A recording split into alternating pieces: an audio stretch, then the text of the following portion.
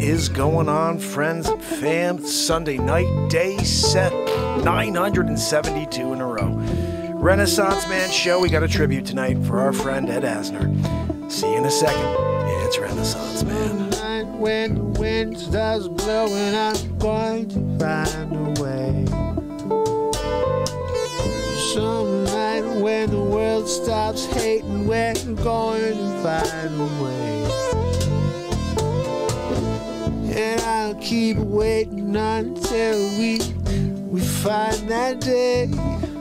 Yeah, I bet I'll keep saying, I'll keep playing. Oh, until you meet us one day. Hey.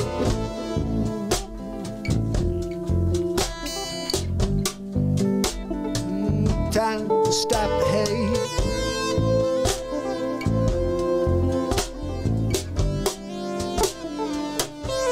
Stop the hate.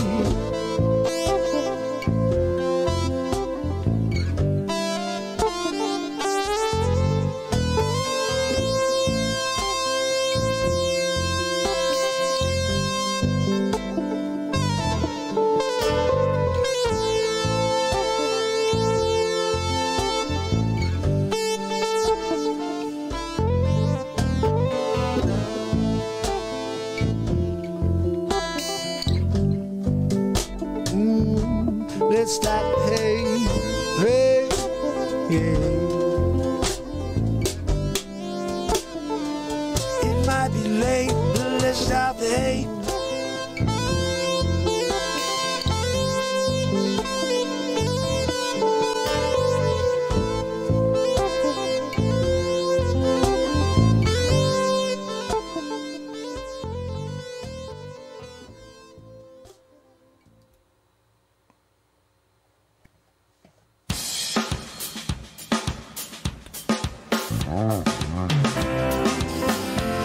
It's Sunday. It's Mark Pires. And it's Renaissance Man. I'm here to ease my mind and help my living. It's Renaissance Man, day 972 in a row. And we got a special one for you tonight. Ed Asner, friend of the show, passed away today. I want to thank first of all, if I didn't hear this from A Quiet Soul, I wouldn't have known. And so thank you, A Quiet Soul, for letting me know this information. As you know, I don't watch the Negatube, so I'm unaware of most of the things that happen in the real world. But this is very important for me to know because I had the privilege of speaking with Ed 3 times on the phone. Thank you to Susan Donahue, who I never would have spoken to Ed Asner if it wasn't for Susan Donahue. Susan Donahue's our family member. She's a moderator on the show, and she said, call Ed Asner.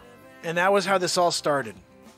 Now, what's kind of interesting is if I go into my back end on YouTube and I go to create a show, there's like a whole setting where you can put all the information that's in there, and every once in a while, like, something weird happens and one of them gets stuck in there, and it's just like always there. I never erase it. It's just there. The one that's there is Ed Asner. It's so weird. I just was looking at it because I was just uploading and changing over to Restream. On Restream, this is where I see this. If I go into edit settings on Restream, let me see if I can look at this again. Okay, this is what it says. Actually, I wonder if I could show it to you. I'm going to show this to you because you guys can see my screen. So check this out. See if you see this. All right, so Restream. Look at this right here. When I click on that, look what that says. Ed Asner calls into Real Talk 91 and still slaying it. Day 716 in a row. So, day 716, that was one of the calls. There were 3 calls. But that just happened to be a double. It was like a duplicate from that show, day 716. So we haven't spoken to Ed in a while, but this was news this morning that really shocked me, especially because I saw a tweet from him yesterday. One of his friends passed away yesterday, and he said, what a sad day. He'll be sorely missed. I didn't know who the actor was. And then today, Ed Asner. Now, you know, what the takeaway for this is, like, you start seeing really crazy things in life. You start getting so much pushback, and the negativity is so strong. You start saying to yourself, when situations like this happen, okay, am I going to let the negativity of the world take me down and out of my moment? Because one day those moments are gone. We get to wake up tomorrow, and unfortunately, Ed does not. So no matter how bad your day was, oh, I didn't get that raise, whatever you think is such a bad thing, there's somebody who's not waking up tomorrow. And that is something powerful that we need to hold on to, especially when we get down on ourselves and we start thinking that woe is me. Thing to live for. Can I get a woohoo for Ed Asner? Zabrowski, you bringing it tonight? We need it. Woohoo! That was pretty solid. I think that was a comeback woohoo. I'm not sure if you guys agree, but I feel like that was kind of like a comeback woohoo, right? Like, I felt like he gave it his all that time. Zabrowski, did you feel like you were doing your thing? Like, was that Grammy worthy in your mind? Because look, we're critical, okay? Artists are critical of themselves. So Zabrowski may be sitting there being like, yeah, I got away with it again. They think I was good when I just gave it half. I gave it a 3/4. Was that a 3/4 woohoo, or were we getting Grammy level? Like, what are we dealing with, Zabrowski? Speaking of Zabrowski, I left a question out there for you guys. What you would like to have is an homage, an appreciation to Ed. You know, something to just play as a family for his memory. So I left a poll here. Let's see how it's doing so far. You know, we don't have too many votes yet, so I'll allow this to sit for a little while longer. I'll let you guys pick on it. It looks like what we have currently is... Am I looking at this still right now? Yeah, I am. Okay, so what we have right now is... Yeah, we only have a few views or votes on this so far, and it's 33% Curious Case of Ben Affleck head. 33% for Back to the Future Mark, and 33% would like to see a couple various scenes from the Super Mark versus Bat Mark movie. I will say this. Where in the world is Dick Facce? That is literally anything that Dick Facce has ever been in.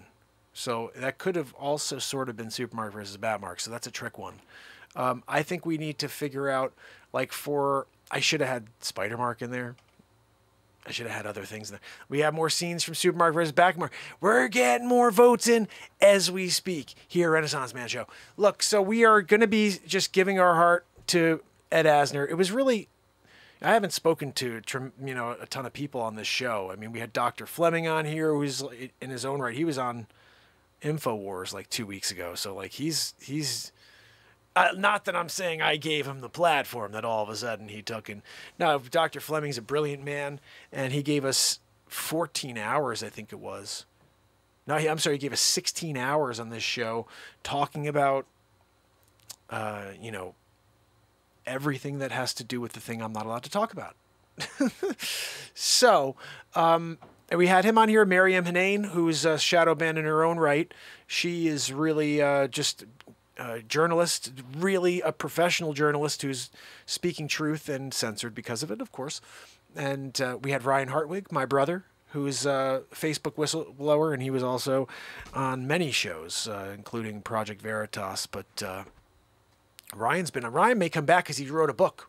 I'm hoping Ryan comes back on here in order to talk to us.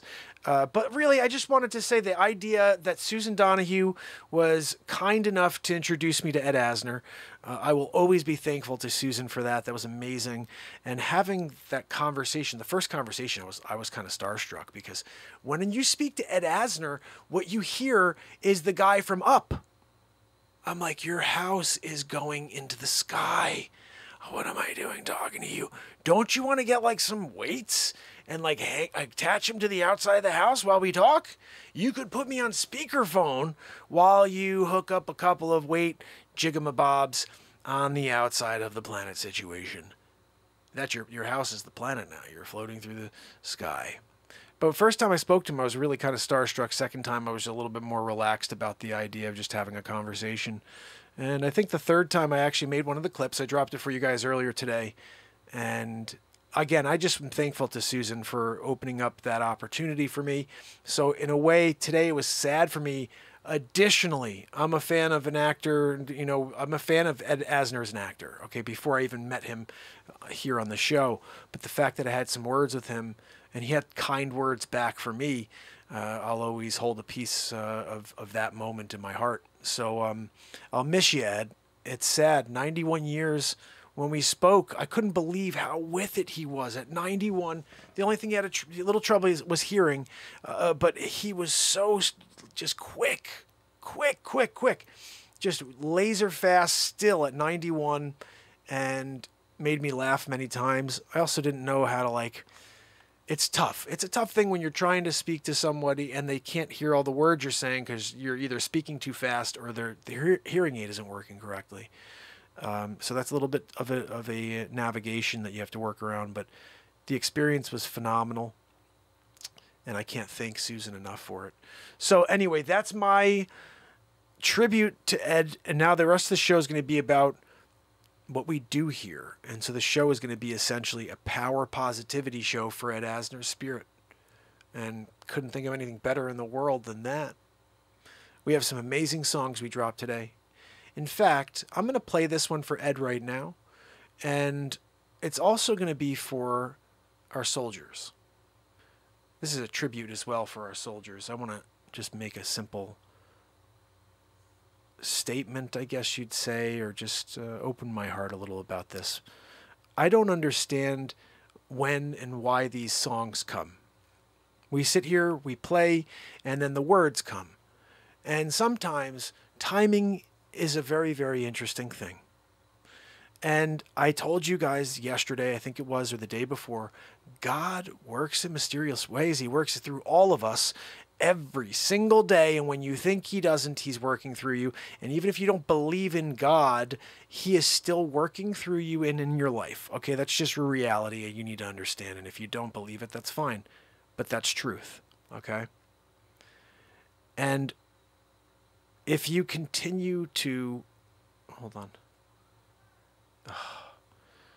Tomorrow's the first day of school. So, like, the kids are getting ready. It's crazy. They should be sleep ready because first day of school. My youngest is going to kindergarten for the first time. It's like crazy tomorrow. But so I just want to say this. I don't know why and when these songs are going to come out of me, but then sometimes things happen and they connect to these moments very, very eerily. Like, for example, we have this situation where Ed has passed away, but then 13 soldiers lost their lives. 13. I thought that was a weird thing anyway, just the number 13. You know, my number 13, that's how many people passed. And you start thinking about something like, how do you give something back when you hear about this type of loss, this tragedy? And today we're in the middle of this premiere. And you have to remember who it was. It may have been Deb. I'm not sure if it was Deb or Rose. Somebody said in the chat, this song is a perfect send-off to our troops. And it blew my mind in a split second. And I'm thinking to myself, we lost 13 souls that have been doing nothing but putting themselves on the line, their lives on the line for the last however long the time is. They lose their lives. And I write a song called Help Them Find the Light. And I'm like, wait a second, this is very weird.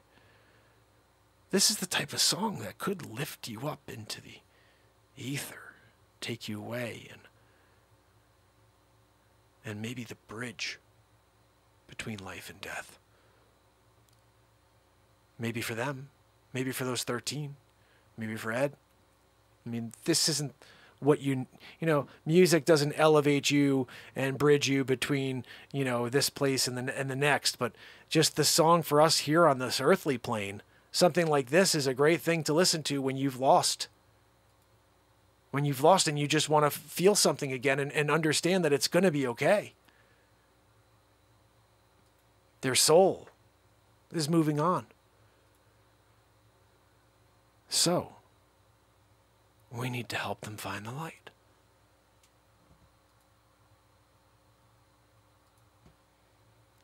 So without further ado, for the first song of the night, This goes out to Ed. This goes out to our troops that lost their lives. And anybody else that you want to put a name on that you would like to help find the light. Here we go. 3, 2, 1, go! Now for $1,495. The original.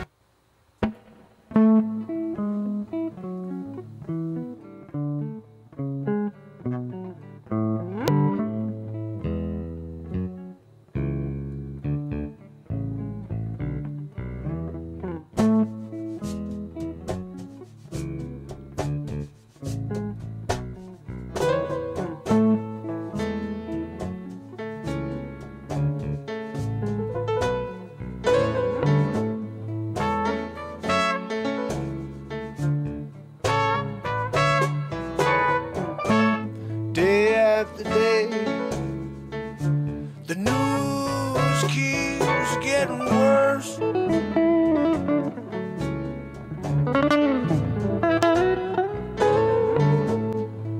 I can't stand the propaganda all over my screen. I tune in, I open up anything from Facebook, TikTok, Instagram, you pick. Yeah, it's all the same thing. Yeah. They're plastering the images, trying to get the fear to take me out of my game. No, you can't get to me.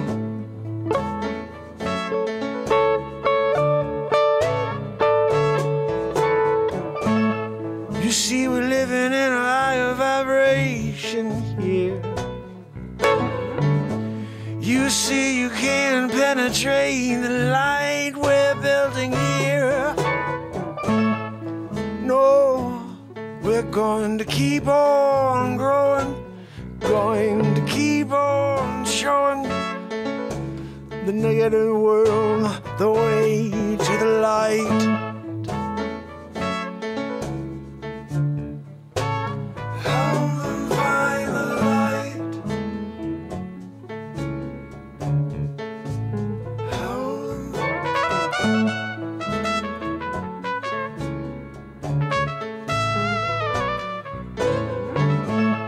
Stand on the precipice of life, waiting for the knife to come down and cut you start running away from all the darkness that's sending your way. Oh, let's get away, show them the way. Show them the way into the light. Show them the way home into the light.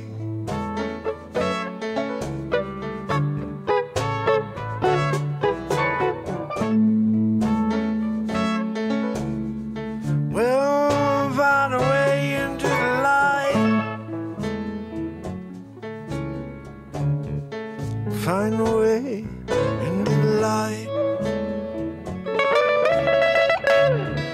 Oh, find a way to the light.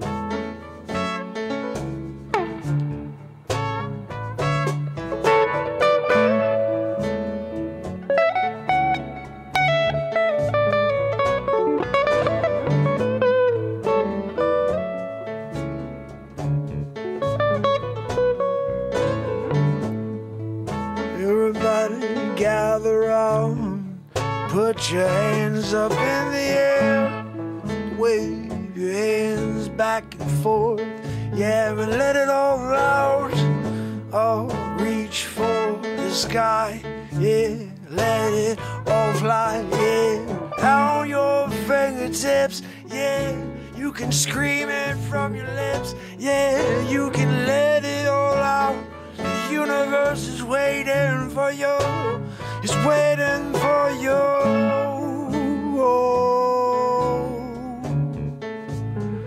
To ride. Your hands in the air, wave them round, yeah, show the world you care, yeah, you're not giving up like them. No, I'm over the hatred, the fighting, all of the perpetual hate. Yeah, let's put it down in the ground. Yeah, let's bury it 6 feet down. Yeah, let's move on. Let's drop the frown. Let's turn it around. Yeah, let's smile some more and change the world. Yeah, let's teach them how to find the light. Help them find a way into the light.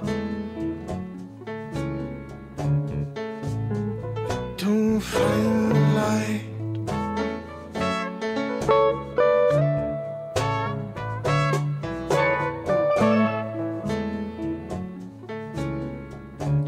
Find a way into the light.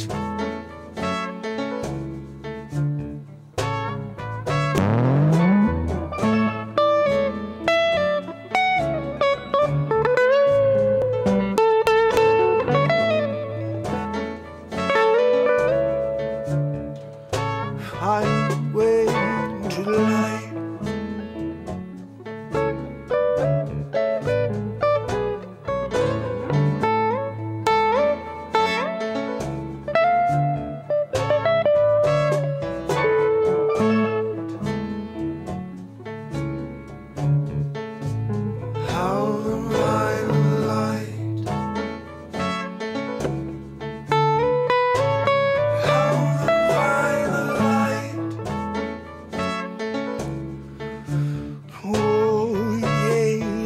Tangled web, we're sticking to it. Yeah, we can't get our hands out, no. Yeah, they're grabbing you no matter where you go. You're stuck to their glue. Yeah, we've got to get control back. We've got to say no. Help them find a way into the light.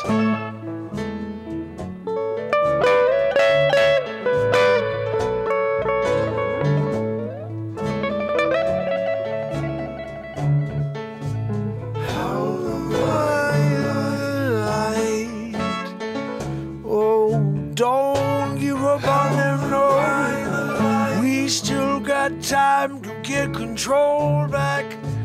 So don't give up, no. Just open your heart and help them find the light. Help them find the light.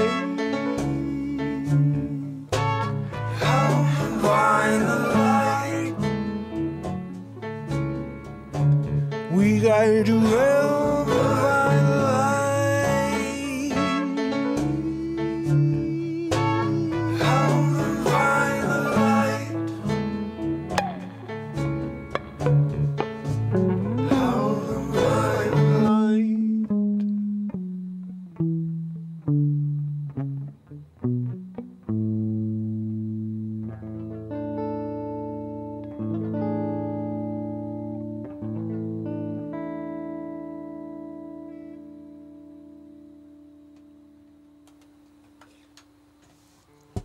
That was a freaking pick throw. Oh my goodness. Drifting, good to see you, my friend. Andrew Golden, good to see you, my friend. Jacqueline, Paula. Yeah, there's so much crazy stuff going on out there. I'm not surprised by anything. I wouldn't be surprised if you were like, oh, they have a trapdoor when you show up. And they're just like, woohoo, push the button. You go sliding down, zippity zoo. You get to the bottom, you slide into a chair. You just got flizzard. That's what I call it now, the flizer. When you got a flizer and you're flizering it, you know what I mean? After you did a flizer down, you did this scoop-to-doo. They did the one like Goonies where they had like the spikes on the side and you're like, oh, as you're going down. Because you're like, if you know what, once you got to the chair and the Vaxaroo was coming around and it's like, and you see like clowns going, that was fine. You were like, whatever, because you just came from spikes, all over, and you just narrowly made it through. You're like, I can't believe I made that through without those spikes spiking me in the face. You got through. And then you're like, oh, clowns eerily screaming as a Vaxaru comes into my left shoulder. That I'm fine with. That works. Trapdoor. So, Paula, I'm just saying, don't be surprised if the next thing you see is a trapdoor. When they bring you to the let's say camp. You go to camp. When you go to camp and you concentrate, you're going to concentrate while you're there. You're like, They're like, you know what? This is such a... People come here to really concentrate. They really put their head on it. Is it like a think tank? No, it's more like a concentration... I don't know. You'd say like a camp or something. But when you're camping it, you're out there, right? And you start concentrating while you're out there. What do you call that? I'm just concentrating and I'm out of camp at the same time. But like all of a sudden you're like, you're concentrating. No, that's not really what it is. You know, like when I go do it, I'm just concentrating while I'm thinking about what is the future? Where do we go as a civilization? You know, so it's really some serious concentration while I do some, I got the spikes in the ground. I mean, I'm talking about if you can't anchor your tent, right? I mean, like, who's gonna go out and camp and not have like your tent totally staked to the ground? You didn't bring stakes? Extra stakes? No, I didn't mean for the barbecue. You should have some food for when you make a fire or if you got one of the George Foreman grills, whatever. But you bring some steaks for that too. I'm not talking about you get the like steak them and you just, I'm talking about you bring like some real deal steak.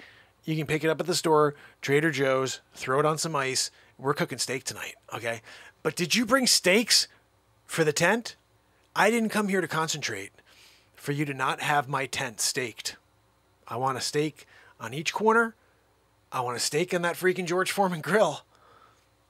And we'll see how it goes from there. You know, I'll be concentrating while you do that, okay? How about I concentrate while you do that? Let's like, that's a bargain, right? Like, I concentrate, you go do that. You do the tenting, and you I got the steaks in the ground and the steak on the George Foreman grill. Andrew, thank you, brother. Yeah, Geo. When you see Geo, no good. Something crazy I saw today. Someone took like just a handful of like, this is like cornflakes, guys, like straight up Kellogg's, and they just like, crunched it down, and they brought like a magnet out, and on the magnet or inside of this food, like magnetic material, I don't know what it is, but he's saying is the same stuff. And I'm like, wait a second. So these mothers, they've got us taking it in the shoulder. You know, you go take it in the shoulder, you got like a 99% that's coming in. You're like, you got it all. Like, here you go, we got a little bit of the MR stuff. We gave you a little MR, just a tiny bit of the MR. But then we give you the all, you know, like everything in the shoulder. It's like, you're there. Like, you could probably make your own baseball bat. That's what I'm thinking. And so you got that over there. And I'm just thinking to myself, well, wait a second. If I don't do that, and then I go upstairs to have some freaking Frosted Flakes, you're telling me I'm still going to get a freaking graphite baseball bat worth of food over time? That's a little weird, isn't it, guys? That there's like magnetic stuff in our food. What is going on here? So very scared about stuff like this.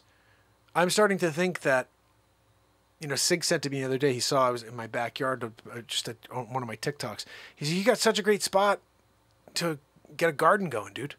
Make your own food. I'm thinking to myself, you know what? If I make my own food, I don't have to worry about somebody throwing in some metals into my food. You know what I'm saying? I can make potatoes.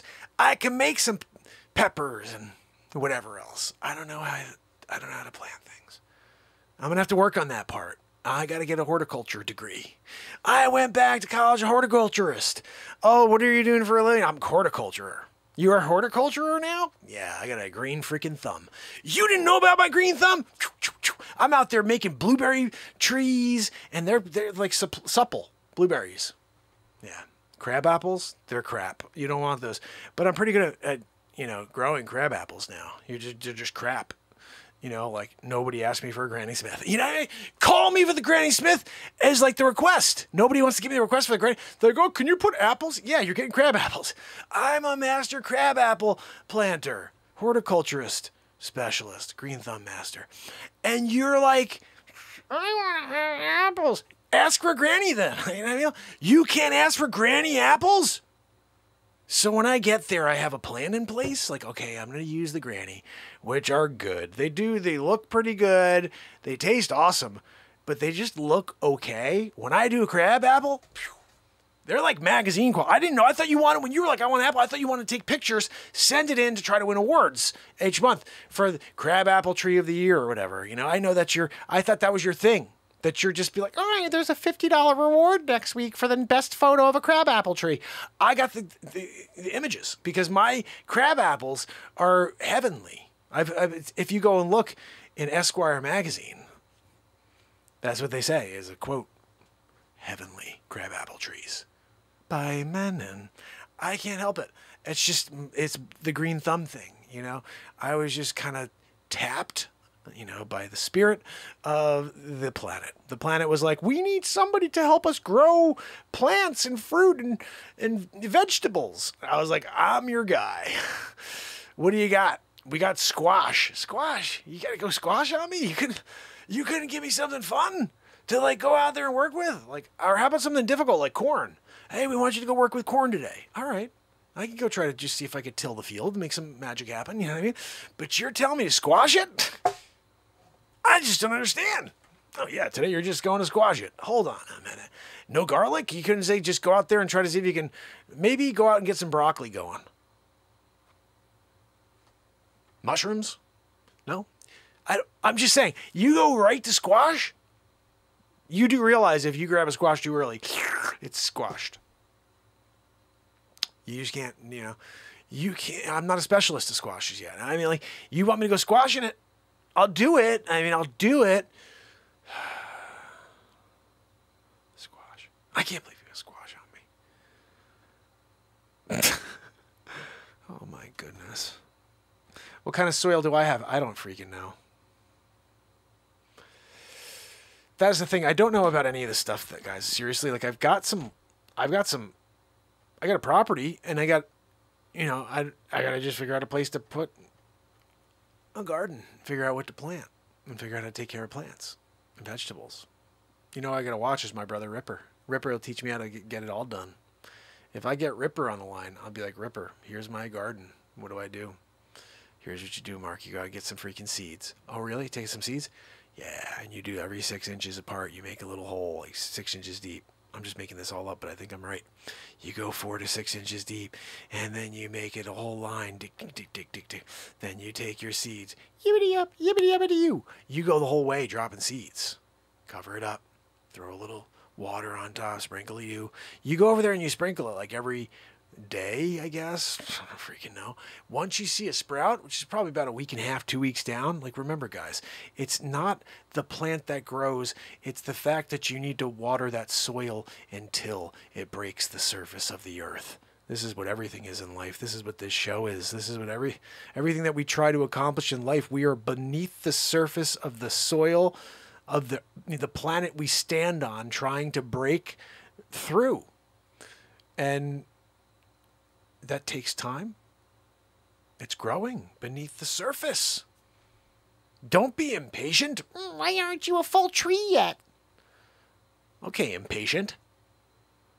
We're going to call you impatience. I'm going to be growing impatience now in my garden because of you, because you're impatient. I'm like, you know what? I'm going with impatience then. I'm going to just put a whole row of them so I can think about you every time. I wanted a redwood, 350 feet tall in a day. Okay. What are you, like Jack and the Beanstalk? Oh my God. 350 feet in a day. That's what you went with, huh? I got the Jack and the Beanstalk scenario going. No, you don't. Nobody's got that. You can't Jack and the Beanstalk it. What? Oh, I got this special bean. You got a special bean? You're gonna just, oh, that one you got to put down 1.5 feet. Why? Because it's a freaking redwood in 17 seconds. Really? That quick? It took me 7 years to grow my redwood 7 feet. If only I had been in a Jack and the Beanstalk situation. Maybe we'd be talking about like, oh, look at us, guys. 72 billion people are watching the show and connecting with us right now and laughing and having fun. We Jack and the Beanstalked it. You didn't know about it? I went to Jack and the Beanstalk. I pour water all over that freaking thing. I'm like, why isn't it working? Hey, Sammy, why isn't the way? Is this bad water? What'd you give me? Before you freaking know it, before I could even say bad water, that thing shot out of the ground, almost hit me in the face. What the heck? Sammy, it's working. I went over to get Sammy. I'm like, hold on, let me get Sammy. I came back, full tree. I don't even know, into the sky. Holy freaking cow. I climb up into the sky, and they're eating a feast in the clouds. Yeah, it's a cloud planet. You didn't know about the cloud planet? So there's a cloud planet. Like, you're up there, and you're like, how the hell are people walking around? There's a surface. Like, you walk around on it, and you're like, oh, look, I'm here. There's even music. Yeah, some people think they hear it. Oh, look, I hear horns. Yeah, that's the freaking cloud planet. They're out there having feasts. You wonder where all that food goes? It's not just Spider-Mark. No. Cloud planet. It's like a mini, I'd say it's like a miniature version of Ben Affleck's head. Like, if you miniaturize Ben Affleck's head by like 60,000, then you got the cloud planet. That's also roughly the size of Detroit. You know, that just the cloud planet. And so, you know, I'm trying to scale it for you. You know, I don't know. You guys, sometimes you don't understand, you know, the mechanics behind it. You don't understand the spatial, you know, the depth, the circumference of an Affleck's head. It's quite scary, to be honest. Like, you're out there. I got to go and get milk. Good luck. Affleck's in town. 7 years later, you're still trying to get to the store. Your kid had twins. And a dog, too. The twins are 4. You just got back. I got whole milk. You got whole milk? My wife's making milk for the babies now. You got here safe, though. I'm happy that you're back, Dad. How was that ride? 7-year journey, huh? What were you, like, solar systeming it? Yeah, literally. I had to go around Affleck. You had to go around Affleck? Did you bring your card? You can't go anywhere without your card now. No, I didn't bring my card. Why didn't you bring your card? Because it's freaking pointless. If the card told people, hey, I have a card, which means that I can no longer get or pass along that thing, then good, the card makes sense. But that's not what happened. In the real world, we started to see that nothing that they're saying works. And then people are just like, yippity-yappity-you, walking around, magnets sticking to their arms, and they're just like, okay. And I'm still here saying, look, good on you. You do you. I'm here doing me. You know what I mean? Affleck, he's obviously doing him. He's taking over like city blocks. You can't travel through this city currently. You got to drive around the city. It's not even the city, really. You're talking about state line. You got to go state line, and you come around to the other state line, then back in. And if you're lucky, Affleck didn't decide to move. Because sometimes he'll move. Like, you're like, okay, I got it. I'm going to go this way and that way, all the way around Affleck, right? You start going. And you're like, what the freak? It's moving! And now you got to, like, trajectory switch, real time it. You know what I mean? Like, you're going this way, and you're like, okay, it's a 6-day journey to get around Affleck. All of a sudden, Affleck starts going due east. Oh, I got to turn the car and make a left here on Atlanta Avenue. You're going down Atlanta. Affleck, sometimes he's moving pretty quick. Them planets can move. And now you're trying to GPS it in real time. You're there, you got your passenger there with the atlas out. Oh, I think if we go this way, we go that way. Shut up. I got a GPS over here. I'm putting that like target on Affleck because my GPS is 3D version. It's working with real-time satellites. Shh, looking around. What the freak is that thing? That's Affleck. I want you to target that freaking head right there, right? And just bring me along. Just making a right here, making a left there. Just follow that dude. Can't we target him? You follow the target, you know? And then you're not doing it to a location. We're doing it to a moving Affleck. I'm just saying, that may be an invention that I just came up with. I mean, like, am I coming up with inventions in real time now, too? We write songs in real time, comedy in real time, and we're coming up with inventions in real time. Yeah. I think we've come up with a handful of good ones, you know, like the Carpet Muncher 5000. That one's not appropriate for this platform. But I digress. This is just an example of what we do here. I'm curious, what won our little poll? It looks like, where in the world is Dick Facce won? Wow. Wow, wow, wow. Is that where we are? Are we finishing this, guys? I'm going to leave this open for 5 more minutes if you've not voted yet. Get your vote in. Andrew Golden, my brother, thank you so much. Yeah, Terminator Armament. Did you guys see the Terminator? Holy freaking cow. There's a little, I think there's a little tiny short I did. Let me see if I can find it. Yeah, here it is. I'm going to play this for you because this kind of goes hand in hand with what we're talking about, you know, like, and if you didn't see this yet, you should do a little laughing. I'm giving it to you, even though it's not really much to look at. It's just a 1-minute clip. 3, 2, 1. This cuts into like a 33-minute Back to the Future mark that I did.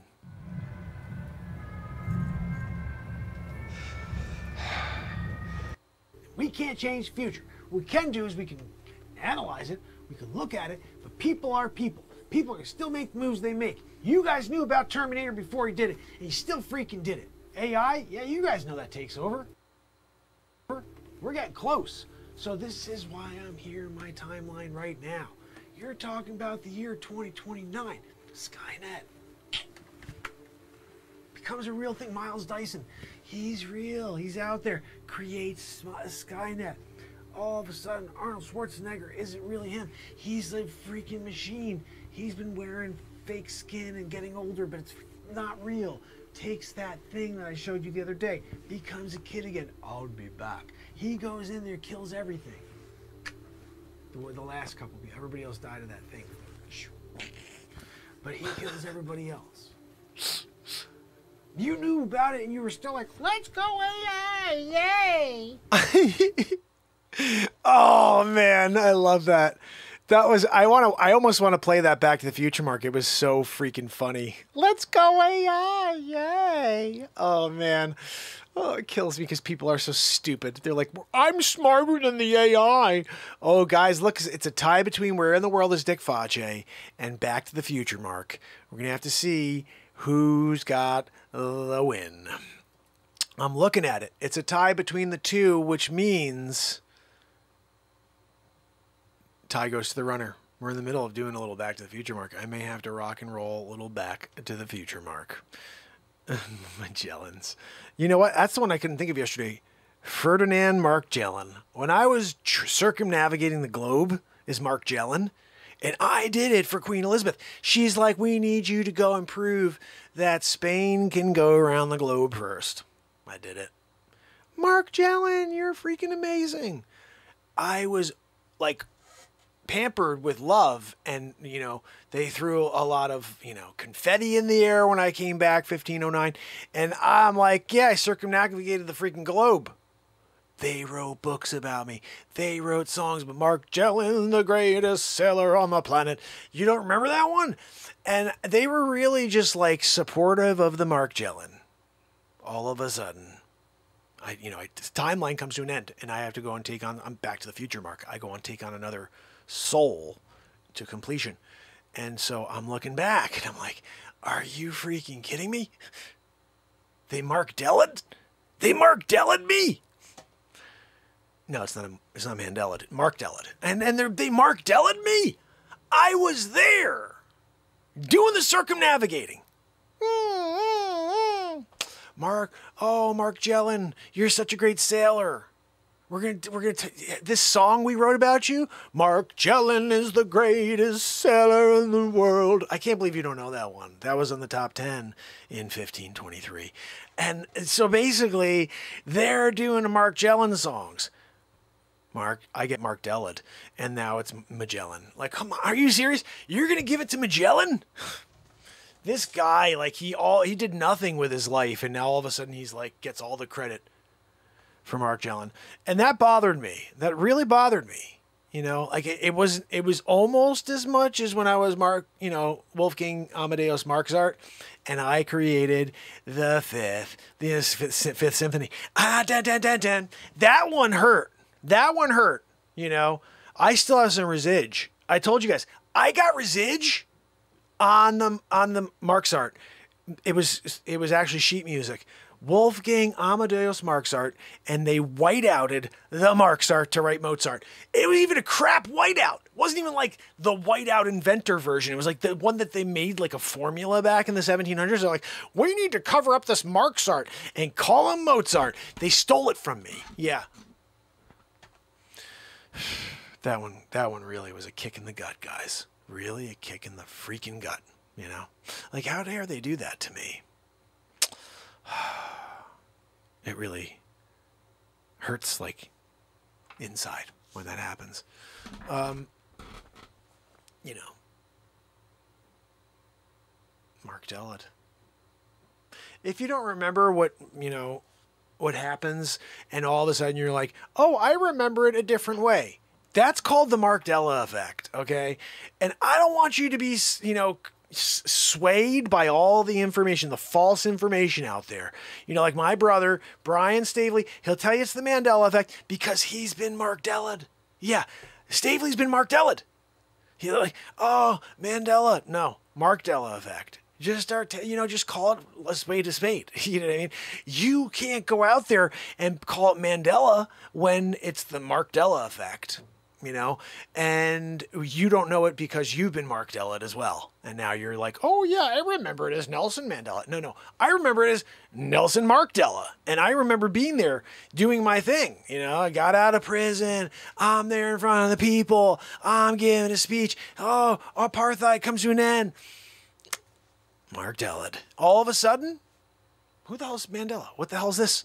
Again, timeline comes to an end.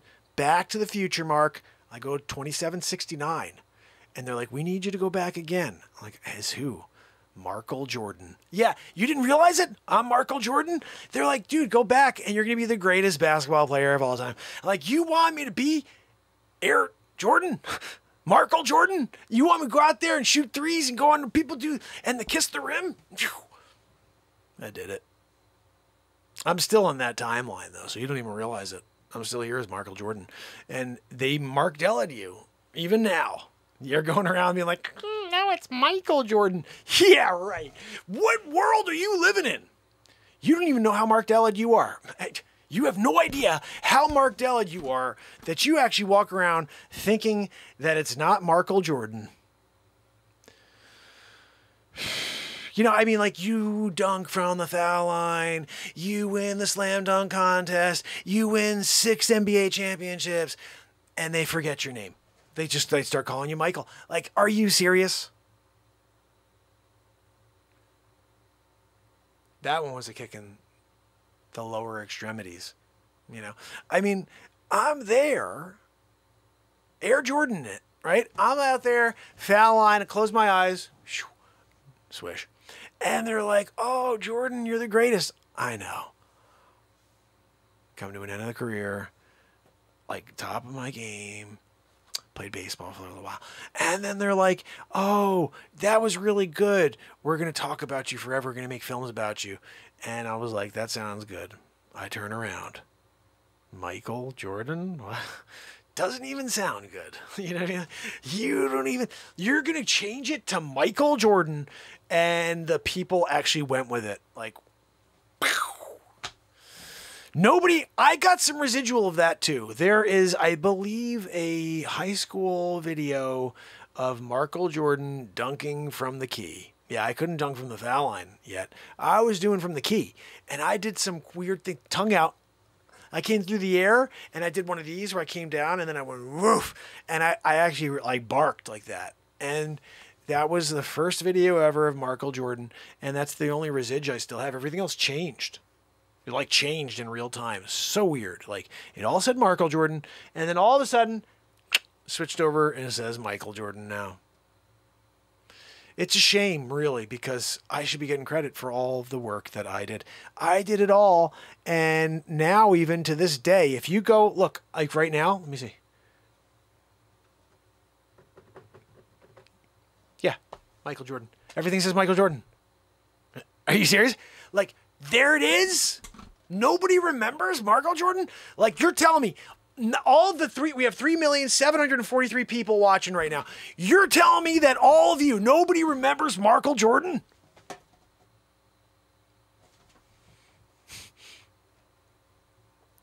How could I be the only one who remembers Michael Jordan?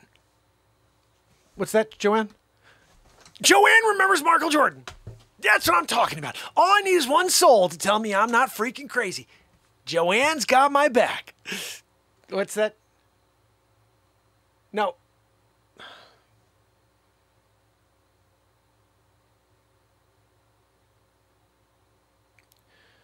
She said no. It was not Michael Jordan. Do you have a problem with your hearing? Oh, she's got the large heart thing going on. I'm sorry, Joanne. Your large heart must be getting away with your hearing. I mean, what are you talking about? You know it as Michael Jordan too? God, I guess I'm the only one. 3,743,000 people, and not one of you know Michael Jordan. I didn't make it up. I didn't. I got the residge. I'm going to show it to you. I'm going to post it, and I'll tell you what. I'm going to post it and film posting it. So I could, because you know what's going to happen. I'm going to post it and it's going to switch over to Michael. Yeah. And then I'll be like, look, I have the video of the video as I posted it and it changed in real time. And you're going to see it changing in real time. You know why else too? Because the commentator, that's right. I remember the commentator. Michael Jordan comes around the battle. He's going to take it to the hole. Look, he ducks it. He's going for three. It's Michael Jordan. He said he starts switching. You'll hear it in the commentary. He starts with Michael. And by the end of the freaking commentary, he says, Michael. I'm telling you, this is a Mark Della. Yeah, Andrew, totally. Andrew got a jersey that says Michael Jordan on it, and it's not. It was a lie. They sold you a lie. Hey, get used to it, buddy, okay? Because it's Michael Jordan. And when I took off from that free throw line, I put my legs back, tongue out of the air, pumped it. I pumped it. Woo! Dippity-dappity-doo. Got a 10. 50. Woo! Michael Jordan. See, I'm even doing it myself now. I got Mark Delled. I'm calling myself Michael. That's what happens. See, they fool you into it. You even remember and then you don't remember. It's like the Vlasic pickle thing. You know about the Vlasic one? That's a classic Mark Della. Look, I can't change the world, okay? All I could do is the actions. All I could do is continue to fill out that history book with all these past events. Don't forget about Marxists. Don't forget when I was Sir Marcus Aurelius. I was Marcus Aurelius time traveler, and they changed it to Marcus Aurelius. And then they said Marcus Aurelius. It was just like a weird thing in time where they changed the words to match what they wanted. Sounds about right, right? Anyway, look, I can't get into it. I still have a hankering every once in a while to go back and paint, you know. That's just a part of the dual Leo Marco da Vinci / when I played Leo Marco / when I did Michelangelo, you know. When you're doing like a whole Renaissance thing, paint thing, and also sculptures, and you're working with like different mediums, you know, creating helicopters is Leo Marco, and then they're like, oh, we need you to come and do the Sistine Chapel. I went over and did that Michelangelo style. When you do those things, you still kind of have like a feel for it, you know. I'm here in the year 2021. I'm like, you know, I feel like a fresco. I'm going to go out there and paint a fresco. I feel like doing it tonight. You know, like I got that. I'm going to sculpt. I feel like sculpting a freaking statue tonight. What can we do one of? Maybe we could do one of the drummer. I'm going to go, Jimmy, look, Wittig Big League. And you just make it there at his Wittig Big League. Duck, don't go near my gold toilet. I wonder if we could put that in there in a caption. Don't go near my gold toilet. Bladia, don't go near my gold toilet. Are you kidding me? I'll be at frickin' Bar Lago. Look, where's Baron? He's sleeping. Are you kidding me? It's 10:57. It's a school night. He's asleep already. Look, how does he sleep in that bed? 9'4". He's catching up to Dr. Wayne Doppler. Look, that kid's catching up to Dops. I think he's 7 foot tall. I don't know if you've seen him. The drummer is 6'4". There's a picture of them, husband and wife, and the Baron standing there, and he's a good 7-8 inches taller than the trumper. I think he's 7 feet tall, or 6'10", 6'11". That's just crazy, and he's like 15. That dude may be 7 foot. He may be the real Dr. Wayne Doppler in disguise. I'm just thinking out loud. We could have a Dr. Wayne Doppler situation going on over there. So let's see what our poll winner is for the day. Now we're all tied up. Oh my goodness. We got a Curious Case of Ben Affleck head at 28%. Where in the world is Dick Facce at 28%? Back to the Future Mark at 28%. So those are the three. It's one of those is going to win. I'm saying whoever the next vote is probably going to be the winner here. So if you are the next voter, you're probably pushing it over the edge here for the win. Let's see. I'm going to keep my eye on it for a moment and see if anybody out there has not voted yet. I see a new viewer, so if you're here, first of all, thank you for kicking it with us. It's Sunday night, day 972. We are 28 days away. It's a month away from the end of 1,000 days. We're going to be hitting 1,000 days in a row. How freaking insane is that? And I can't wait because we keep writing so much and having so much fun here. And you know what? In life, if you could find a place to have fun, don't let it go. You know, it's not about the exterior. It's not about the reach. It's not, you know, people like have this whole perspective of like, oh, well, why do you keep going? Because I love what I'm doing. I'm having so much fun here. I'm connecting with amazing people. And you know what? The more amazing people out there that understand that this is here, they'll start to show up as well. You know, time is something I have no control over, but I'm certain that I'm going to put everything into the time I do have. And I'm going to make every moment count. Ooh, look at this. Supermark versus Batmark is getting a pull. It's picking up some speed here. Ooh, at triple 26s, and we got a 21% at Supermark versus Batmark. They got to keep this alive for a little longer. Someone's got to take the win. It does get me thinking maybe we should just play a clip of each one. You know? Let's see what happens here. I'm going to leave that for one more moment. And maybe I'll play you guys a song while we see if we get one more vote here. Let's see. So that was a Terminator situation. Oh, you know what I wanted to play for you? This was something here. We did the Zabrowski very quickly at the beginning. Zabrowski is, just so you know, you have to understand the perspective here. It's 2006. I'm in the studio, and I'm about to record this album. And the engineer, Brian, says, okay, who's your drummer? And I go, I don't have a drummer. I'm a one-man band. I beatbox. I didn't have the beat seat at the time. I wish I did. It would be a rap. I would have been able to do this live on that album because listen to the quality. Like I haven't done a studio album since. Everything's done live here in the moment. But I did that album, and I'm there, and he says, who's your drummer? I said, I don't have a drummer. He goes, I have a great guy. His name is Matt Zabrowski. I'm like, cool, call the Zabrosk. Let's get him over here. Zabrosk's like, I'm coming over. He came over like an hour later, and dude did one take on almost everything. One take. This song, one take.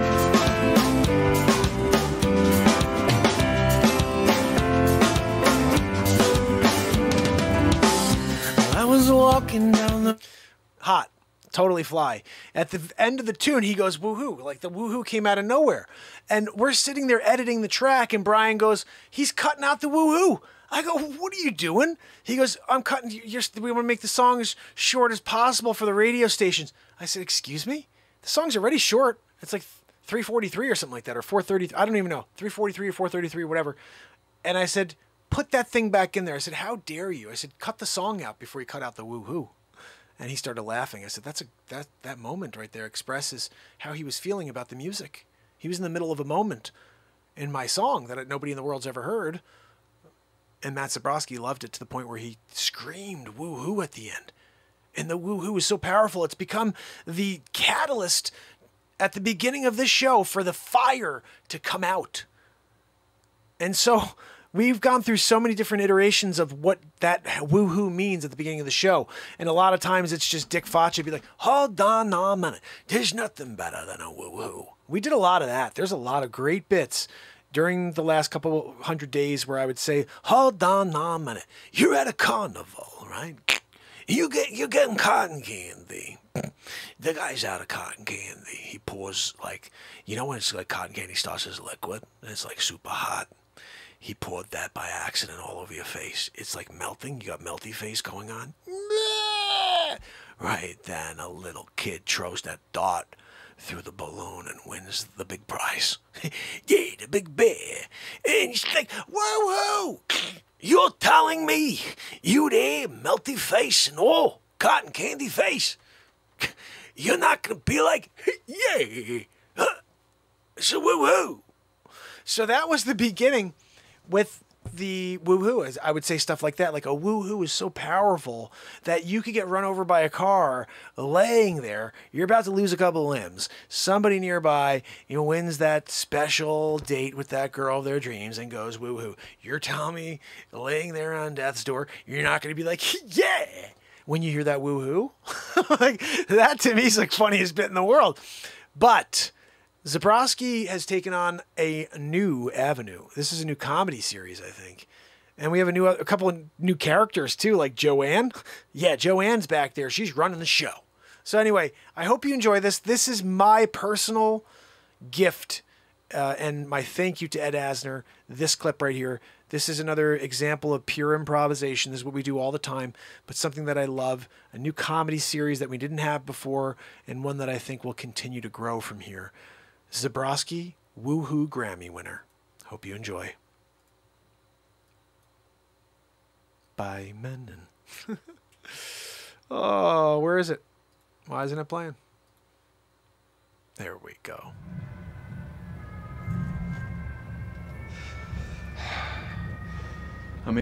We can't change the future. Yeah, that's not what we it can yet. do is we can analyze it. We can look at. But before that, Zabrowski, you ready for your woohoo? I know we are. Let me get it, buddy. We're all waiting. Renaissance Man fam. Woohoo! He did it again. You did it again, Zabrosk. How do you do it? You got the voice of a god. I think that's what it is. I got the voice of a god right here in the name Zabrosk. Zabrosk is kicking it like tonight. You're hanging, right, bud? Zabrosk, you can't just up and leave at 11:11.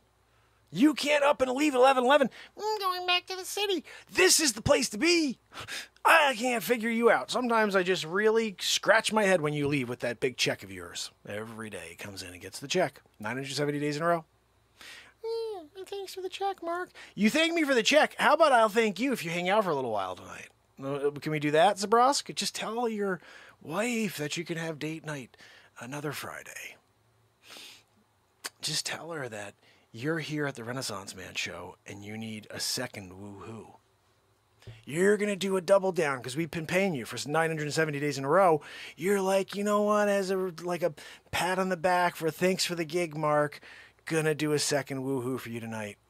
No charge. Joanne, he said no charge. He's going to just do the second one gratis. No, Zabra, you didn't like have a problem when I was coming up with the idea. I thought you were like okay with it. Now you have a problem with being generous with one of your woohoos. You got to get paid for every woohoo. Okay, let's get ready to rumble, guy. Right?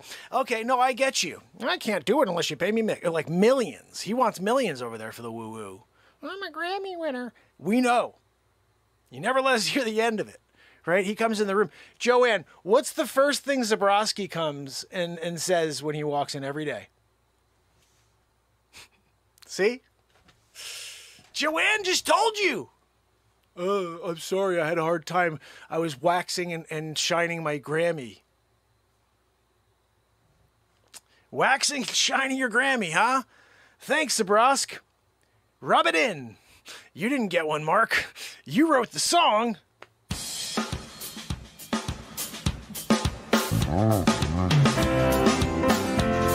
He did the woohoo, got a Grammy.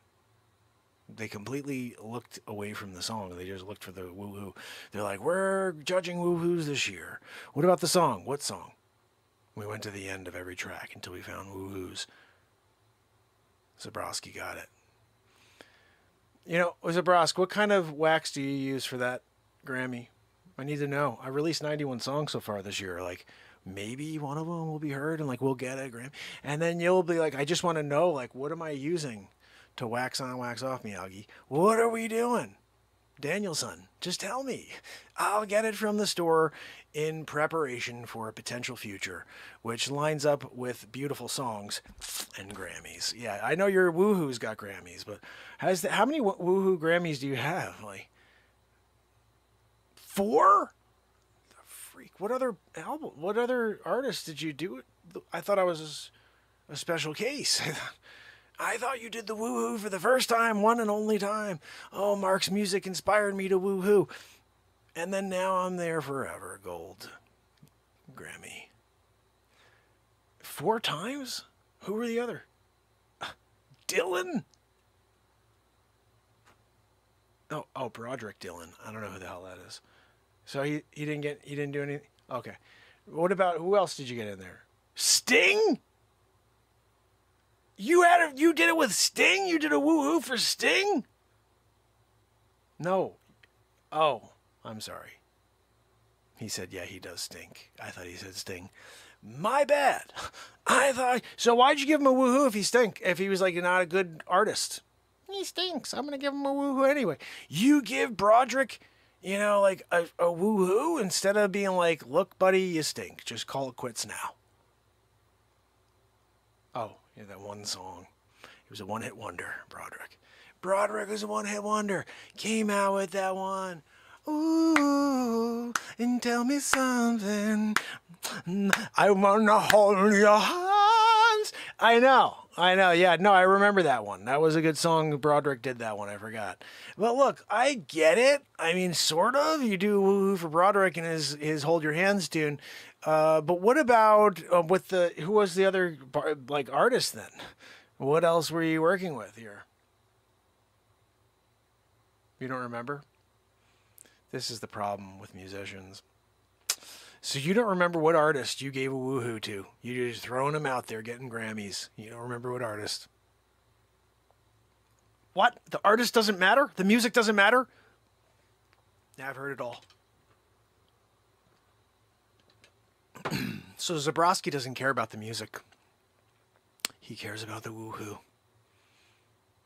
I think you're like a... You know when people do like photo bombing? I think you're a Woohoo bomber.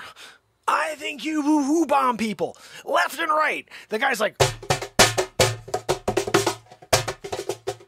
and you're like, woohoo! And the whole world gets up and gives you a freaking Grammy. And you just did it for the Grammy. You didn't even do it for the music. The music didn't move you. You were just doing it for the gold. I gotta have a Grammy.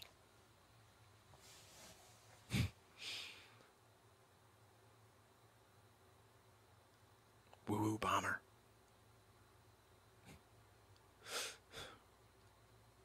No, it's okay.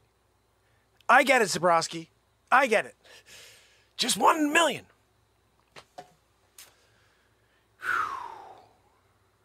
It changes things, though, Zabrowski. I mean, seriously, I've been telling the story forever. We're in the moment. I'm looking through the plate glass window, and you're there on the drum kit. Woohoo! I was like, this guy's on fire. He was so into the music. He was into the woohoo. He was trying to woohoo it. He's like, look, I don't care what the hell this song sounds like. At the end, I'm friggin' woohooing it. I'm getting a Grammy. Zabrosk. I get it. I see now that your motivations are all selfish. That's why when you come here, you take your check and go. No, Joanne, hold on to the check for a second. I'm not done. I got to talk to Zabrosk because I'm very upset with the way the situation's going right now. You're going to come over here, tell me I'm just 1 of 4? Oh, I've been doing woohoos forever. Gave one to Broadwick Tale. Who are you giving the Broadwick for? What are you kidding me? Gosh almighty. You know, if you weren't so freaking good with that woohoo, I would can you right now. You take your last check and go. That's right. But no. You know what? I'm not going to let this bother me, Zabrosk. I'm going to just deal with it because that's what we do in life. We deal with the left hooks, the uppercuts. I'm getting it from the Zabrosk this time. What? No. You better be here tomorrow, and I want you here early. Yeah, 10:30 start time. Day 971 in a row. That's freaking right. Your woohoo better be better than Knight's. I'm feeling like I didn't get all the woohoo from you. I don't know. There was like a little something off. Did you guys feel it? I feel like there was something off tonight. That woohoo was like, What the heck kind of woohoo was that? Am I hearing things wrong? Did I just kind of imagine it being different? Because I felt like it was a different woohoo tonight. It just wasn't. It didn't have that thing. You know what I mean? Like, I don't know. I'm here. I'm just trying to figure you out, Zabrosk. You don't bring it? I bring the checkbook. Joanne's got the check. You're going to sit there and kind of give me a half woohoo? Well, what was that? You should be ashamed of yourself. On the way back to the city tonight, you should be thinking about how poor your woohoo was this evening. Woohoo, you're like the woohoo bandit. Unbelievable. I'm just going to do it a little bit today. I'm only going to pay you a little bit today. How about that? Zabrox, 970 days in a row you've been getting paid full. We give you a full per woohoo. I told you it's not a per diem, it's a per woohoo with Zabroski. And you're going to sit there? I want to go play back. I'm going to play that one back. That woohoo was not the same as yesterday's woohoo or the day before.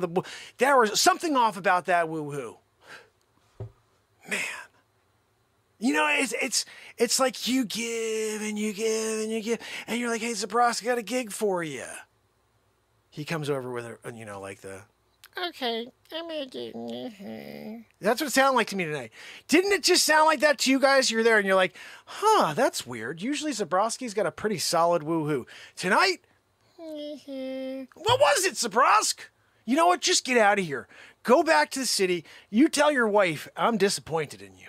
This is maybe the last time we have you on the show. No, I'm just kidding. No, just listen.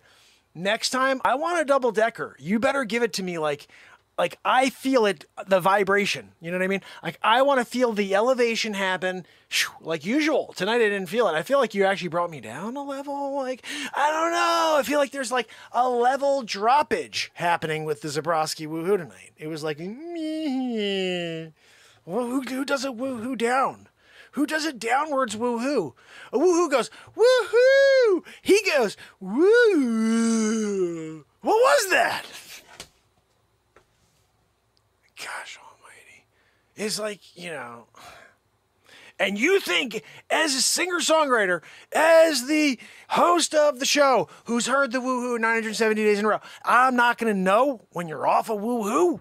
I'm not going to know when the tone is just a little off, you know? Just didn't bring it tonight, Zabroski. You just didn't bring it. No, you should absolutely be ashamed of yourself. You call yourself a Grammy winner? Are you kidding me? Grammy winner over here? Yeah, right. Yeah. Oh, that was a Grammy performance. That was the worst performance you've ever had. 970 days in a row? Well, 970 was the worst of 9,700 in a row. I mean, what are we doing here? You're going to come down and just do it like, I'm a Grammy winner. Let me do the woohoo Grammy winner style. Well, then give it to me. We got the judges. They're all here tonight. We're talking about 2022 Grammys. They're here just checking you out. Make sure you do it right. And you're going to give us one of those? Like, downward woohoo. Never heard it in my freaking life. Never heard a downward woohoo before. First time, day 970. No, thanks, Zabroski. Seriously? Thanks for bringing us down a level. Right at the beginning of the show, no mind. I mean, like, seriously? Guys, I don't know. Am I wrong? I mean, am I hearing things? I don't think so. That was a different woohoo tonight. You're going to go back now and you're going to be like, totally. He just didn't bring it tonight. Oh my goodness, guys. Zabrosk, right? I mean, what is he doing, Pamela? He's coming down disrespecting the show. Doing a half a... No, you, Joanne, you can give him the check now. Zabroski, we'll see you tomorrow, okay? You better bring it a little bit better tomorrow. I'm serious. You know, I don't want to have to reprimand you again live on the air. I do it all the time off the air. I freaking throw things at Zabroski. What kind of woo-woo is that in the test? We're doing test runs. We're trying to get ready for the show. Make sure that he's hitting it. You know what I mean? And like, Zabrosk, give us a couple woo-hoos just to kind of get your pipes going. You know, you want to make sure your pipes are going. We're woo-hooing it when your time comes. Give something to live for. Zabrosk, give it to me. Woohoo! He's there with it. So we're doing a test run. Like usually there's 3 or 4 before the show. He's been hit with a couple big things before. I threw my coffee at him a couple weeks back. You call that a woo-hoo? No, you don't call that a woo. I mean, that's not, you don't want to even call that a woo-hoo. Just don't show up that day, you know? Because if you're going to do that, you know, I'll start throwing anything. I'll throw phones. I'll take a beat seat and throw it at him. Just Zabrowski, just to try to wake him up. You know, like, you got to kind of hit him with something. You never knew that? Like, sometimes people are just, trained to thought isn't there. You hit him with something. You throw a shoe. You didn't know that's why Italian grandmothers throw shoes? Because their grandkids got ADD. Shoe in the freaking head. That's what happens. I just want you to realize that. Now you know. This is what, we do here. We diagnose situations. We need to understand, humanity and how we're built and understood, the engineering behind it. It's all what's going on here with Zabrowski. Yeah, no, we'll see you later, Zabrosk. He's like feeling really bad right now. Did you hear that on the way up? Oh, okay. Sorry, Mark. Should be sorry. That was the worst, right? I mean, am I crazy, guys? Was that not the worst woohoo you've ever heard? You've been here with me. You've been here. Oh, my goodness. So I guess we started with a little comedy bit tonight. So that was my homage. Every single thing we do here is like that. So, for example, it looks like I'm about to end the poll. And it looks like our winner, oh my goodness, it went back. It was Back to the Future Mark, and now it's back to even with Back to the Future Mark and Where in the World is Dick Facce. So, you know what I'm going to do? We'll play 2. We're going to play 2 tonight for you. We're going to play Where in the World is Dick Facce, and we're going to also play a Back to the Future Mark clip. I think what we should do first is play something that breaks us away for a moment. So we're going to do a little something called Where in the World is Dick Facce? Where do you think Dick Facce is? Let's play this game for a second. Because you guys probably know. I'm gonna give you an idea of the places Dick Facce's been. And then you guys tell me where you think we're going. So Dick Facce he's a tomb raider in Egypt. He's a tomb raider. Dick Facce is also an alien hunter, so he's been doing that. 2 guys from the Bronx. It's basically, his name is Facce Mulder and Sonny Scully, and they're taking on the aliens. That's another show. Facce also is in a show called Cage Home Quarantine, which is basically in Hong Kong, and Facce's in a cage home. Cage homes are where literally people live in cages there, and they pay a lot of money to live there because Hong Kong is very expensive. Those are 3 very funny episodes. Facce is also in Hong Kong at a wet market.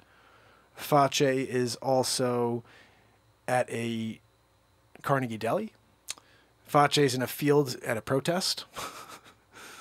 What else did Facce do? Facce is everywhere and nowhere at the same time. So, where do you think that Facce is tonight? I'll tell you where I want him to be, because this is one of my favorite bits of all time. And just so you know, anything I play here is live improvisation, so I don't know what I'm going to say or do. I take a background, and we just let the character go. And so, unfortunately, there's one thing that I'll talk about afterwards, because this kind of became an issue afterwards. Well, I mean, I'll just say it now. There's a lot of really bad people out there, and I think that narrative pushed some people into going after certain races that I didn't know about because I don't watch the Negatube. I'm a comedian. I just made fun of a background scene, and this happened. So just so you know, there's no offense to any races. This is just a comedian being funny and taking a background, which, by the way, where are their wet markets? If there were wet markets in freaking the United States of America, I'd be doing it here. It's just they're not here. So it's not about a race. It's about a location. And it just so happens that there's some people around that I work off of. So without further ado, I will play you something called There are many Dick Facce at the wet market. I hope you enjoy this.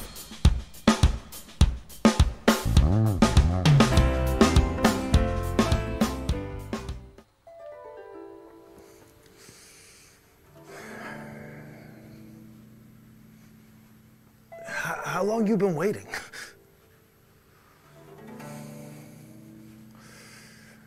You got any fresh meat in there? How long has it been sitting out?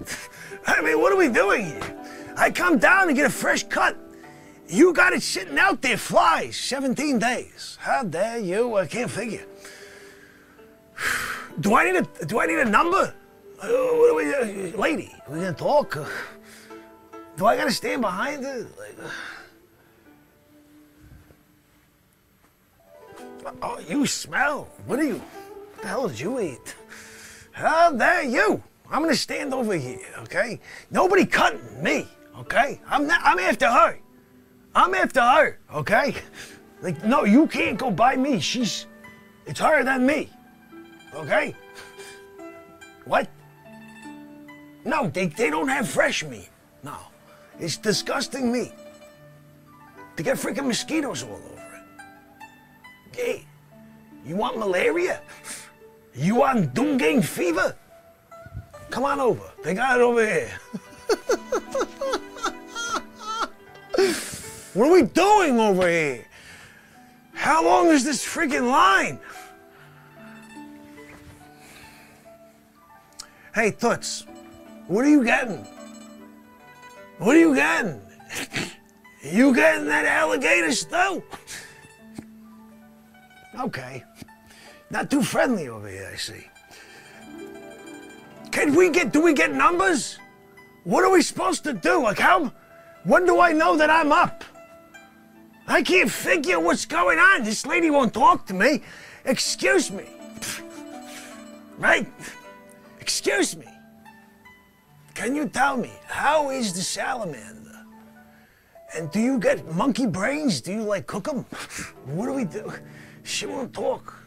Do you speak English? Do you speak the English? What are you doing? How dare this? I can't figure. Do I have to jump around back here? I'm just trying to get attention. I'm looking for some bok choy. How dare you? You can't give me the monkey brains? What are we doing over here? I don't know if I can wait any longer. Is there a bathroom anywhere? I gotta go. I'm looking for, it's not a number 2. Is there a bathroom? What are we doing? Lady, can you let me go next, please? I gotta go to the bathroom. And you're like doing this whole thing where you're gonna get like freaking sardines or whatever. Let me ask you a question. Wet market?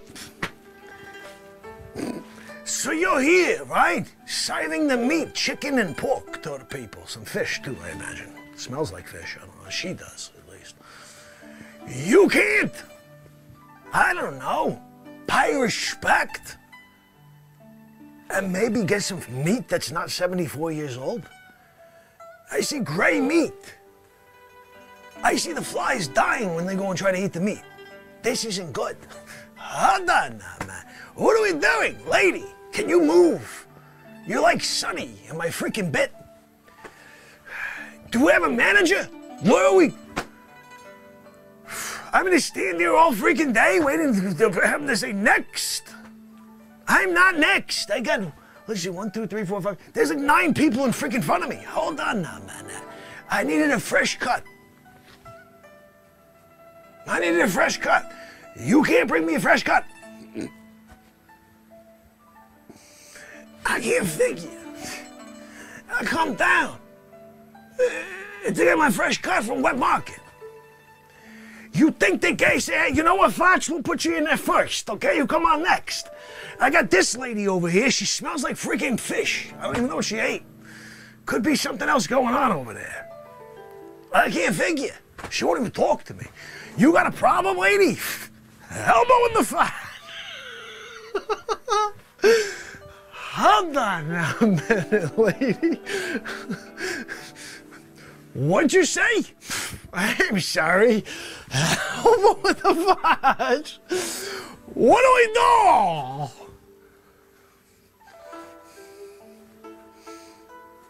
You come down to the Wet Market.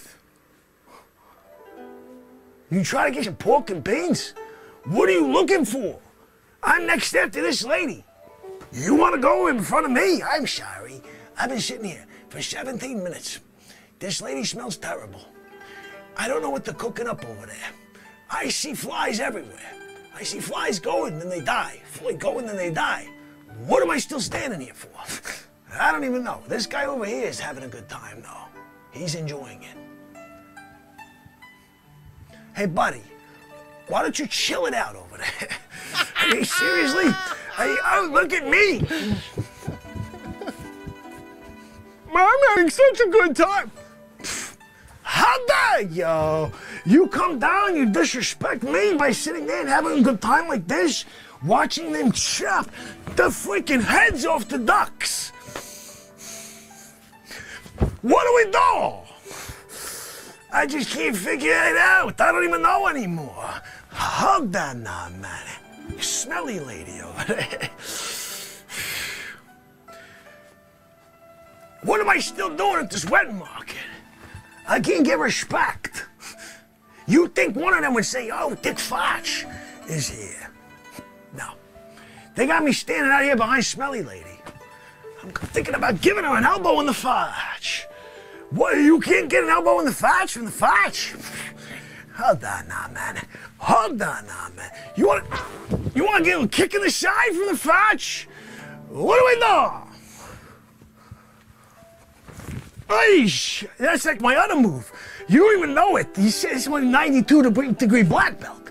I'll come across, I'm just like, what's up? How you doing? Yeah. Huzzah! Elbow in the Facce.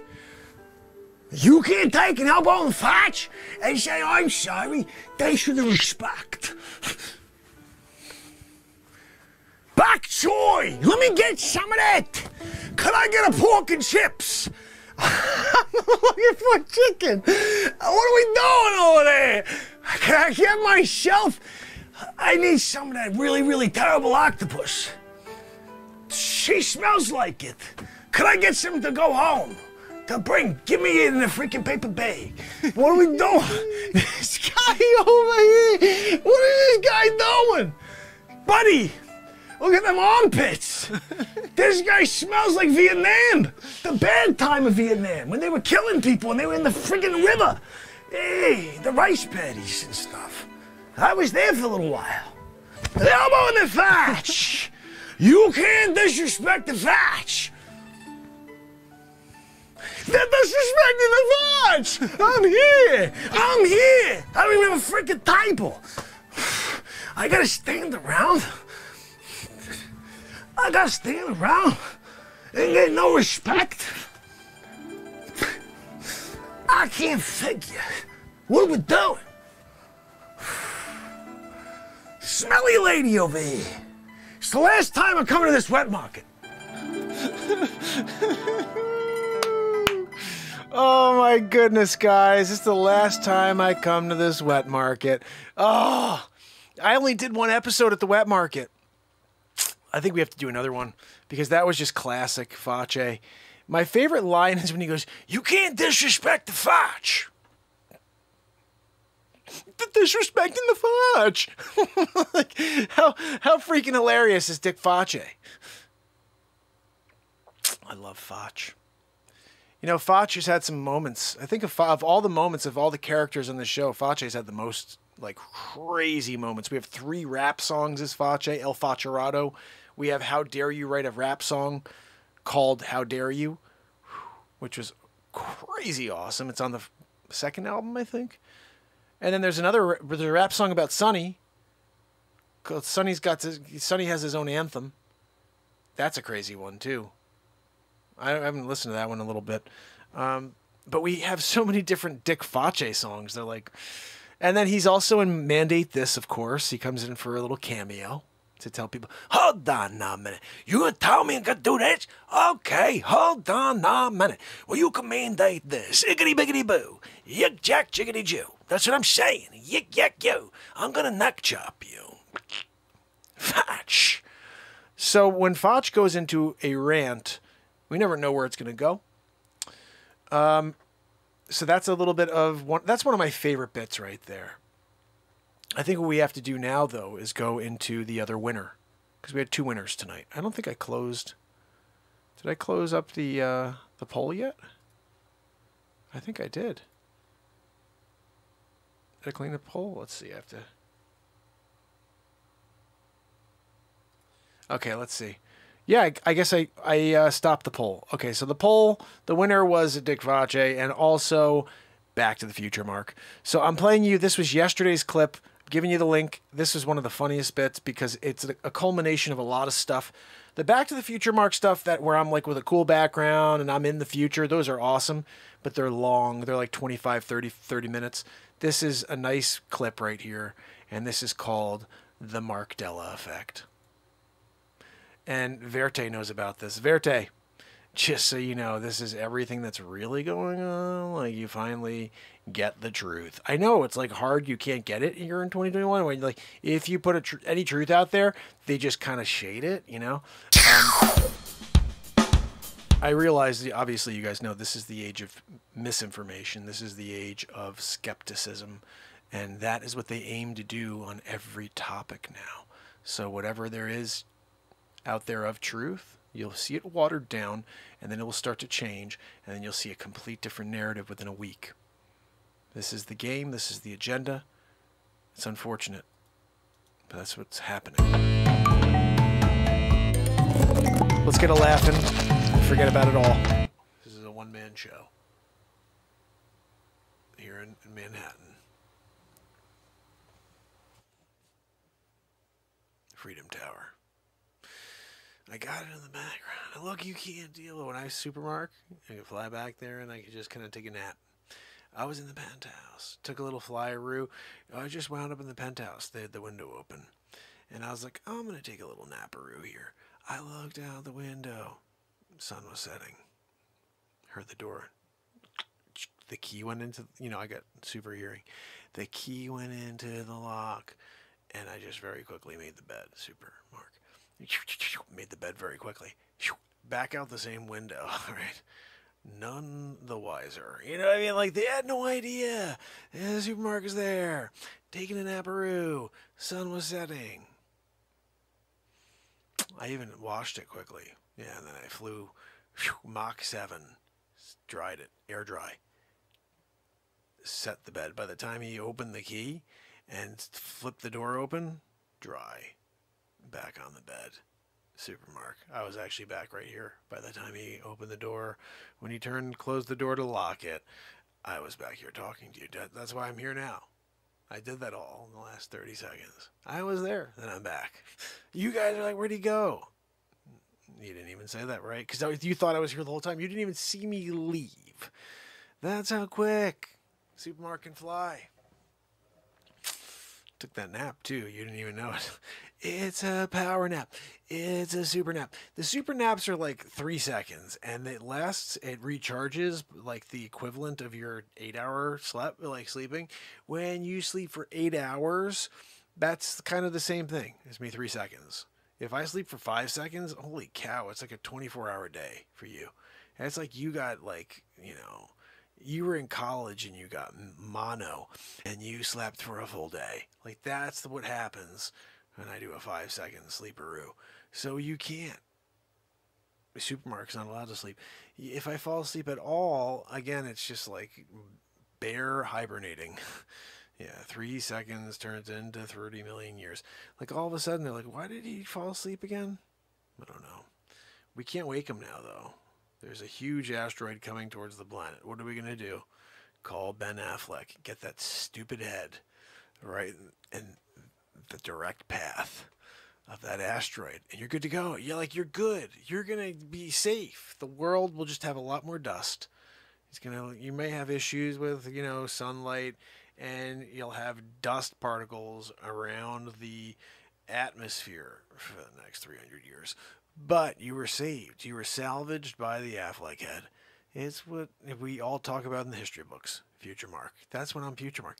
Sometimes a Supermark. Sometimes a Future Mark. The other times, look, I've also been Leonardo da Vinci, and I created the helicopter. Don't forget that. I painted the Mona Lisa as well. Yeah, I was really good at that one. And people are like, oh, did he make the painting of himself? No, it was the chambermaid. She was sitting around that day. I said, listen, you sit here. I need a model. She's quite fetching for the era. And so I painted her. Leah Marco. And then, of course, Mandela. Yeah. They Mandela'd me. They're like, wait a second. Leonardo. No. I've had enough with the lies, with the Mandela effect. Unfreaking believable.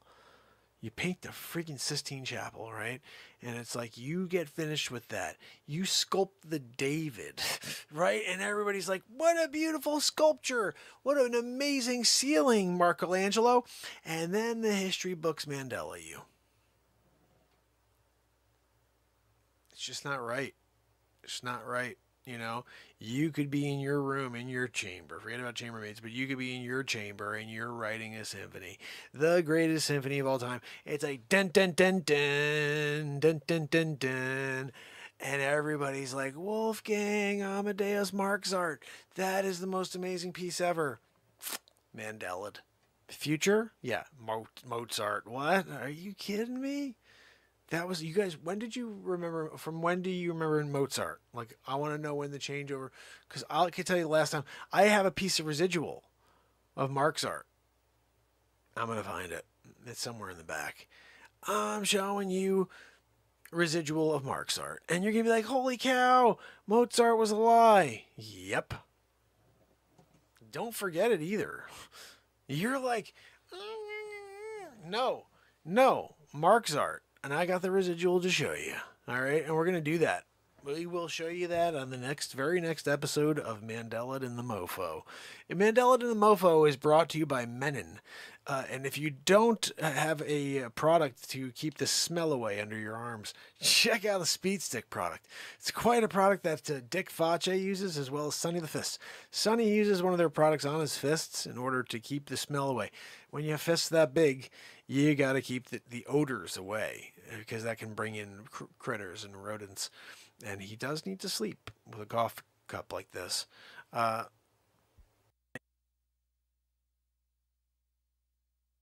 Future Mark's been Mandela over the years.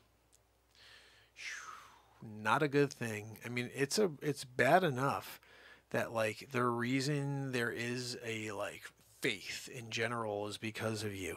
Like, you were the reason that it all took place. I mean, like, you spent 40 years in, like, the desert just dealing, right? And then finally you're like, forget this.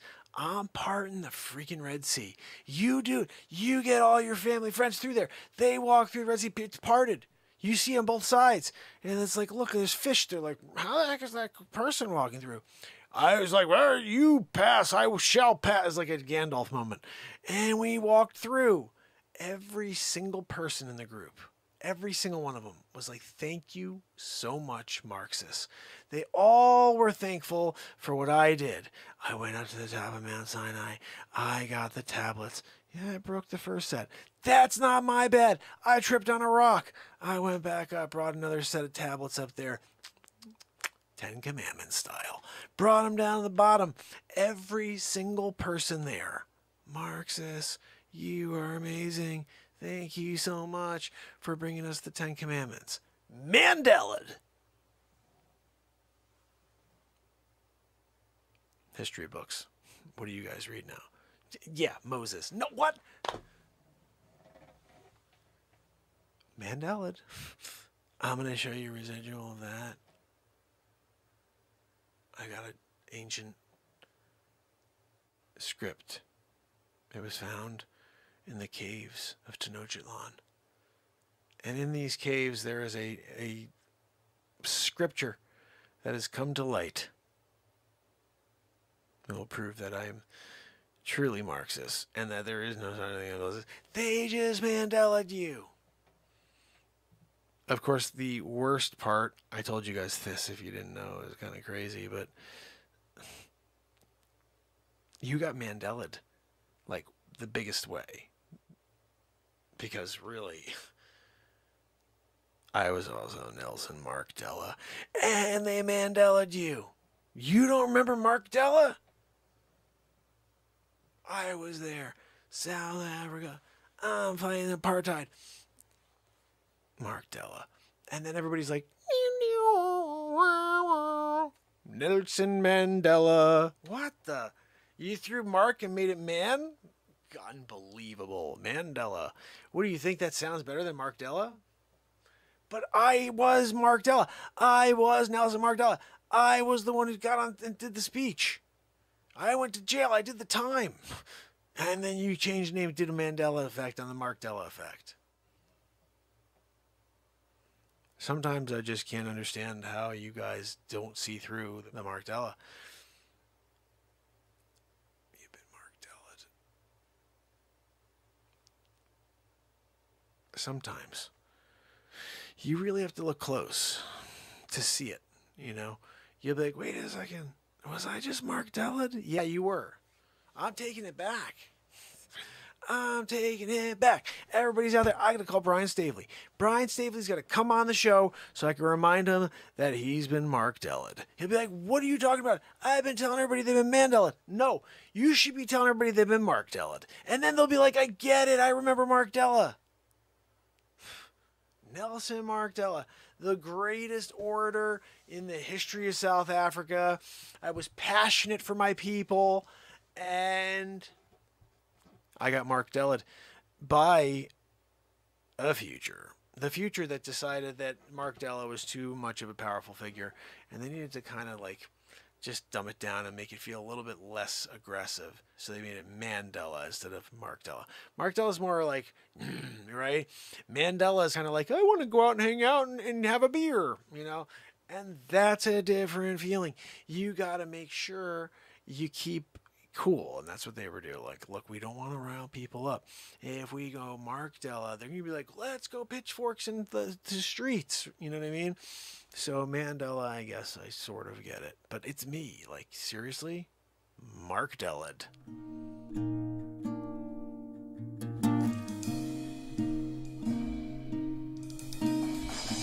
Ah, the origins of Mark Della. Ron, my brother, so good to see you.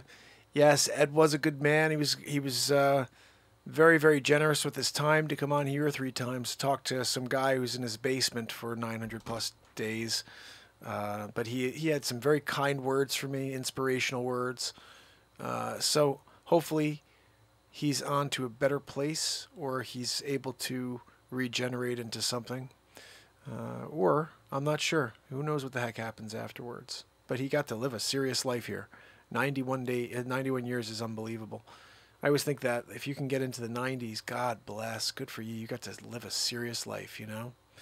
And it's hard to, you know, it's everything. No matter when a soul leaves this planet, it's sad for someone, if not the entirety. And it's good to reflect and appreciate people and to celebrate them. You know, it's sad. The thing that always makes me sad is when you open up the news whenever these things happen. Like Ed Asner yesterday, I follow him on Twitter. Just yesterday, he sent a tweet because one of his other friends passed away, and he's like, "It's so sad. He'll be sorely missed." And then the very next day, he died. And just to remember how precious our time is. You know, we get so caught up on everything we're being, you know, pitched. It's such a pitch. I happened to be at my in-laws earlier, and my son and I were watching the Giants preseason game. Well, I wasn't paying attention very much, but I did pay attention and notice the 9 or 10 times a commercial came on about how we should all go and get our thing. And I was like, oh, and all of the many lies within in order to try to get that goal to be accomplished. It's something. And I don't watch the Negatube. That was just me absorbing about an hour while I'm there for dinner. Think about that. There's some people that watch all day, every day. They watch TV. How many of those messages do you hear? Somebody out there who actually watches TV, the Negatube, whatever you want to call it. How many times? How many times a day do you see that pitch? You know? So Ed will be sorely missed. You know, it's interesting. Last week, Susan Donahue was on the show, just here in the chat, and I was playing her all these new songs that I've written, and because they're all society songs about us coming together, shutting down a division like Funk the Division, all these funk tunes, really cool, live looping jams. And I'm thinking to myself, you know, every time Susan's able to hang out she'd be like, give Ed a call. And then I'll call Ed, and then he calls back. And then that's when we have our talk, And every time he's like, who is this? And I'm like, oh, Susan Donahue told me to give you a call. He's like, oh, Susan? As soon as I mentioned Susan's name, every time he changed. It was so interesting. Like one time I almost offended him. It was weird. I called and I was like, hey, Ed, do you want to come on there? And he was like, who the heck is, he was like, he got like really standoffish for a minute. And I was like, oh, look, I didn't mean to offend. And then I was like, look, Susan Donahue. I said, your friend Susan Donahue, she told me to call you. I'm live right now. And I just wanted to see if you'd like to join. He was like, oh, did you say Susan Donahue? And I go, yeah, Susan. He's like, oh, wait, who is this again? I said, it's Mark Pires, the guy who's got the talk show. He's been live every day since December 30. And he goes, oh, yeah. He goes, hey, how you doing? I was like, well, what? And I just realized in life, guys, it is really about who you know and the connections that they can open up for you. Life is not as simple as you can do and then you get someplace. It's quite the opposite. I think I've kind of proved that after 972 days in a row, that when you have something that's cool, like as far as I would love to go to a platform where the show was just writing songs live every day, looping, coming up with cool new songs and about society, live moments being written. I would tune into that all the time. I do. I would love to tune into a live comedy show that's not scripted. And just get into something. And what is going on right now? I'd love that. I know most times, oh, it's an interview, it's cool, we're vamping, we're throwing off each other. Like there's comedy shows like that. Like Bobby Lee, Joe Rogan, people out there that have comedy shows, and that's what they do. They talk, they tell stories. So it's the same thing. I love that stuff. I'm saying, like, that's awesome. I love stuff like that. But we do things a little differently here. We don't have a set plan at all. We start the show and we just drive into the day, into the night. And my aim is always to try to put on a better show than yesterday, with some small chamber of my mind holding the true reality, which is that tomorrow I'm going to take a sledgehammer to today. So there's never, ever a moment where I'm satisfied with, a bit, or that's enough, 25 comedy shows, a feature film, 104 songs in 1 year. I still want to level up tomorrow from where I am. I want to write a better song tomorrow than all the 104 that I released this year. And when I say 104, that's because another 13 will be out in 2 days.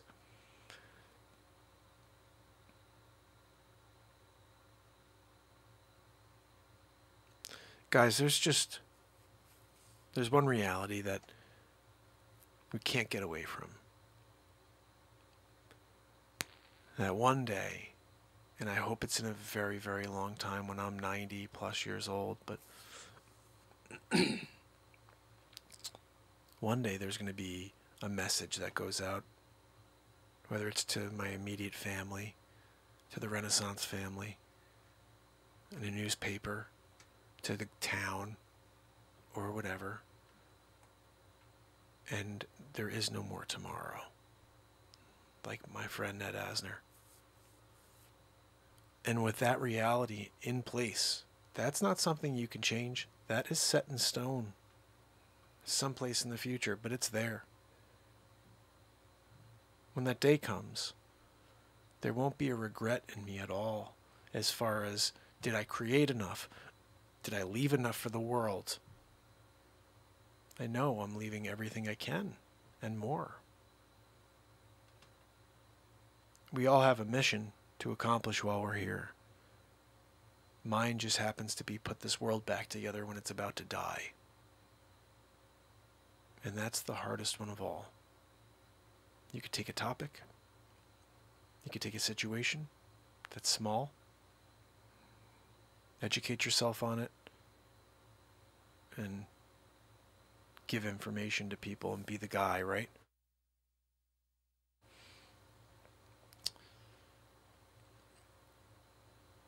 But trying to do something that is so against where, 50 years ago, you could get a grassroots thing. 30 years ago, you get a grassroots thing going. But when you have a algorithm-based society, that's what we're living in right now, is an algorithm-based society. And if the algorithm wants to suppress anything that they think can hurt their game plan, the algorithm does it. It just does it. We're going to shut down anything that talks about these 50 topics. Anybody who mentions this is going to get no views. Anybody who gets this, we're going to give limited views. Yeah, yesterday was a great show. There was no talk about anything. I don't even know what fully it was about, but I went and I checked. I had a yellow again. Limited advertising. Why? Why is my show limited out? I've never said a swear word. 972 days in a row. They know that at YouTube I've never gotten a yellow. I always, when they do that, I ask them to review the show, and they do, and they say, your video is suitable for all advertisers. Yeah, I know it is. Because I don't do anything off color here. I inspire people to find the greatest version of themselves. And we write songs about society. If I can't question everything I'm going through in a song, then we got a problem. They're going to suppress music because it doesn't go with their message. It goes against their forced propaganda. It's funny, stuff like Funk the Division or You Can't Get Away From You, You Can't Stop This Train. These songs, if they're heard, will change the world. It's not like, oh, that one song changed the world. No, the body of work will change the world. You go from You Can't Stop This Train to whatever. You just start going song to song and you're into something all of a sudden. Just get in the freaking car and drive. Go to my Spotify and push play and just go. I guarantee you one thing. It's driving music. And you're going to hear something you never heard before. You're going to hear a lyric you didn't hear before. You're going to hear a piece of music you didn't hear before because you're not paying attention like you would. You're not looking. You're listening. When you listen, you get a whole different experience. So, when you can, I don't. I live in Connecticut, but I would never do that V thing. You know, again, could I just mention this very quickly, and this may get me in trouble to say this, but Barani, let me ask you a question because I don't understand this. Okay, let me try to phrase this the best way. Okay, I go to the doctor, right? And the doctor says, hey, you know what? You're looking good. You're all right. And I'm like, okay, cool. The next guy comes in and he's like, hey, you got this thing going down? Not good, right? And we're going to have to try to figure it out. So they come up with this thing. They're like, oh, you know what we're going to do? We're going to try to fix you. Yeah. We're going to make us this thing. We're going to give it to you and you'll be all better. And you're like, oh, wow, that's great. Yibbity yabbity you. So they make this thing, right? And some people are like, yeah, you know what? I'll take the thing. Because if you give me the thing, I'm good to go. I can go back to the way things were, you know? And the other people were like, no, that's not right. Like, you put the red with the blue and the green, and that color doesn't look right, you know? Like, when you came out and you brought the pink color and you put that in there too, and then, like, you had this hue, you had that really weird hue. At that point, I was like, no way, that's not going in my body. You know what I mean? So, like, you're like, whatever, you know, I'm done with it. So, now you get a situation going, right? Where some people were like, cool, and the other people were not. Then you fast forward a little bit, right? The people that were like, I'm cool, like, don't worry about it, dude. You take care of those people in that line over there. Those people are chilling. They're like, I'm going to hang back from all of the world still and just do me. Right? The people that were like, yippity yappity you, I love it. I love that hue that you came up with. They put the hue in a U and all of the others. And they're walking around, right? Things don't go too well for them because all of a sudden that thing that they were like, we're going to stop it, doesn't stop. Like the people who got that like cool looking hue, they're still now getting the ugly brown, you know, the turpentine looking crap, you know what I mean? And they're like, I thought I fixed myself because I put the hue. I got the hue. the crazy thing about the hue is this. They got the hue, and then they get this picture. It's like a picture of the hue. And then you're like, look, I got a picture of the hue, which tells people that, like, you did the hue thing, right? The hue, we wind up finding out, it's like crap, right? And people that got the hue are still getting the crap. So they're getting the brown. They're getting the turpentine, let's call it. So they got the hue. They're still getting the turpentine. And the guy over here who is like, I'm not freaking touching that hue. That hue is weird looking. The color's not right. That guy still occasionally still getting. So the point B is this, and this is a long way to get through this, Ron B. But listen, here's the story. If you have the freaking hue, but you're still able to get the freaking thing or share the freaking thing, then that hue is nothing. That hue is garbage. It is a terrible hue. You never should have taken that hue in. You know, the color wasn't right. There was a weird coloring on it. Like, if you had the eye for the colors, you would never have taken it in. You would have been like, no freaking way. And that, my friends, is how you work around a subject you're not allowed to talk about. By men. Are you kidding me? Whew. How the hell did I come up with that workaround story? Ronnie, last week they kicked my show off the air. I'm like, what the freak? And I realized I said 2 words I shouldn't have said. And they're dumb. They're words that some people have said. We're going to play that. You know, what's that game we play? Charades? Yeah, we're going to play charades, okay? Sounds like pure, right? You know, some people, and then it has like the word cat, the letter that's at the beginning of that word, right? And so some people would say these couple things are that.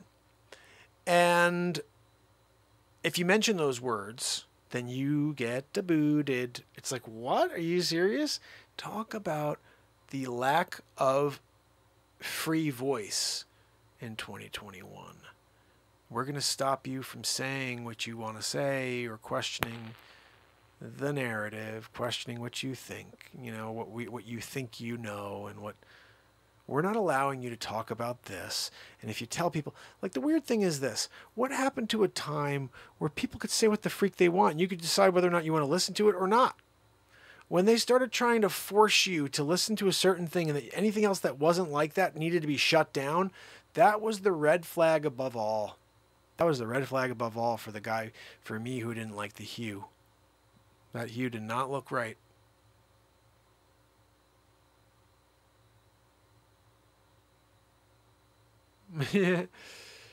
Yeah, I think you're right, Barani. I truly believe that, you know, I've seen a lot of stuff, and my mentality from the beginning has been I stay away from people. Even when I'm selling real estate, I open doors for people and I stay outside.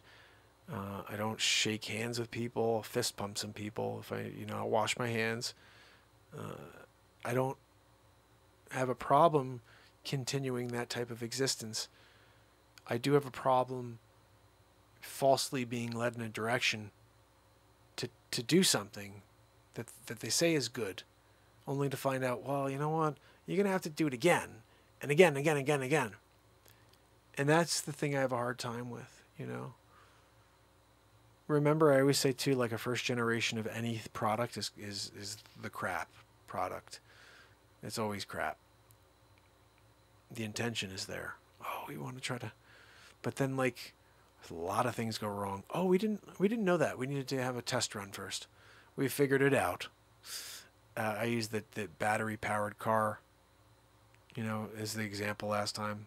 Like, maybe Tesla made like a battery powered car that was like, you know, he's like, yeah, we made a Tesla car, and they're like, oh great, how many miles does it go? And like the very first Tesla, he's like 7. I'm like, what? Yeah, 7 miles. You got to church. They don't have a charger there though. You had to have somebody come and tow you home so you could charge yourself up again. 7 days it took you. 7 days to charge, 7 miles. It's a mile a day. And good for you. That's a pretty good charge rate. But yeah, I'm in the same boat. I think most of the people that tune into the show feel the same way. That we can't be forced to do anything in life, you know, I think you have to be compelled on your own, you know, and information is very important. And if you can somehow find a way to cut through all the garbage and give us the truth, I think you'd find a lot of friendlies. You know, the problem is like nobody's trusting the information anymore because everything you hear is set from a specific narrative. And it's always intended to rip down the truth if the truth is something that hurts that narrative. And you have to be able to look behind the scenes because that media circus is powerful and it's big. And it's hard for you to get over it or under it or around it. You really got to search. I always said, like, when you go to Google, when you go to Bing, when you go to any of those platforms, you gotta get into some specific and creative search terms in order to find what you're looking for, because the typical stuff you'd look for has been screened and filtered out. So most of the stuff you hope to see, you won't find. It's gone. It's been pulled. What do you mean it's been pulled? It's an open source. No, it's not. The internet's not an open. The internet can be. I'm pretty sure that the people that are in charge of what's going on have the ability to pull whatever they want off of a server and make it disappear. Yes, where's Waldo knows exactly what we're talking about too. Everybody over on DLive, give us a follow over there. I'll head over there in a minute, say hi. If anybody is with us over on DLive here or can head over on DLive and say hi to some family members. Sig will come over and say hi to you guys maybe. Appreciate you over on DLive. I've been live for 972 days in a row. I'll be live again tomorrow. We're only 28 days away from the 1,000th day in a row of Renaissance Man. I don't know if anybody's ever done this. I know there's a guy who did something like, I want to say 10 years? He did 10 years. So like 3,000 days, 3,658 days, something like that. But it was a vlog. And he could have gone on for 5 seconds and been like, hey guys, what's up? I'm in Cali. I'll see you tomorrow. I don't know. I didn't see his thing, but I don't think he did 2+ hours every day for 3,650 days, 3,655 days. But we're about to hit 1,000 days in a row of long-form broadcasting, and I don't make a penny for this. It's what I do for the world. It's that the world needs something like this. If it's not me, somebody needs to step up and say, enough is enough. We can live at a higher plane. And you know what? If you vibrate at the level of love, you can change any environment you walk into. I don't care. I mean, maybe you're in an environment where people are fighting. That may be hard. You walk in and smile, someone's popping you in the mouth. I'm just saying. But in general, if there's kind of a sour feeling in a room, but you're vibrating and you got that love coming out of your heart and your eyes, believe me, you change everything in that room.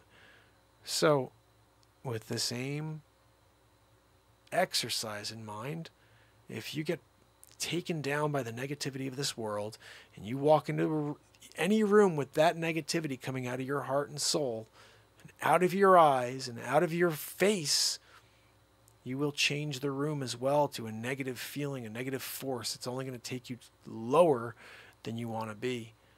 So everything you do affects everything around you.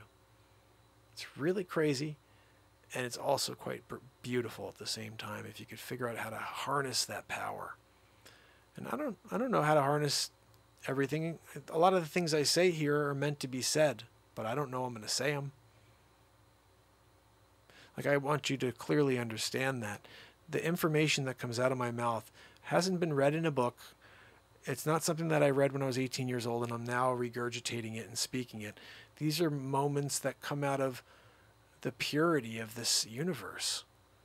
When you live in the moment and you allow the moment to speak, then that's what's speaking to you, the moment. The person becomes the conduit, the person becomes the catalyst and the connection. But the words come from the beautiful and unending power of this universe. And we all have the ability to tap in. We all have a nuclear bomb worth of energy within each and every one of us. It's unbelievable.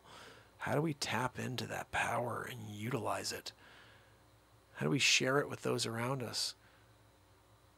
I'll tell you, if you wanted to figure out how to get people to not fight back, you wanted to find a way to get people to not come together, you would just continue to separate them into groups and say, you know what, we're going to make 9 different bathrooms. And like everything becomes such a big deal. Because if you're focused on that, you can't stop them from taking what they want from you. So don't forget that.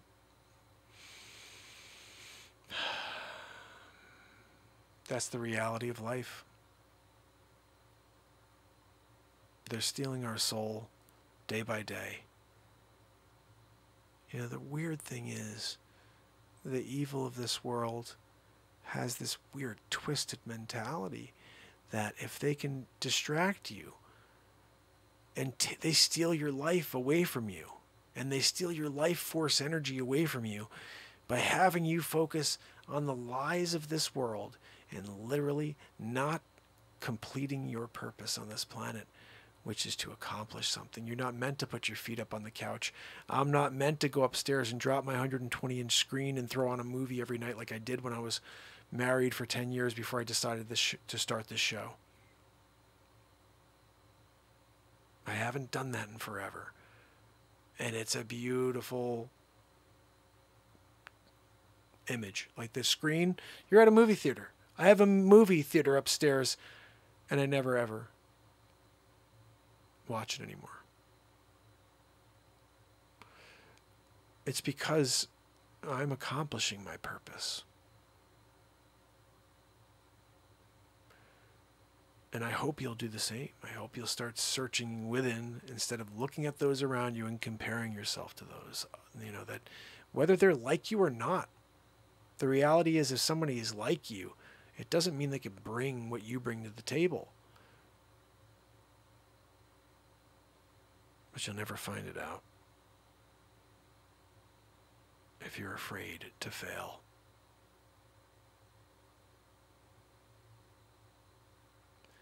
To be embarrassed, I think, is the most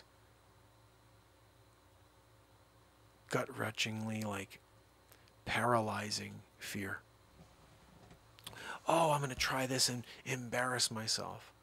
So people don't do things. People hold back and they say, oh, I had this urge to try something, but I just was afraid that I'd fail. I was afraid people would laugh. I'll do something and, you know, the old joke, people aren't laughing with you, they're laughing at you. And I say, I hope so. I hope so. I'm doing it in order to make them laugh. There's a difference between someone being a total donkey and you're just like, what a bonehead that guy is.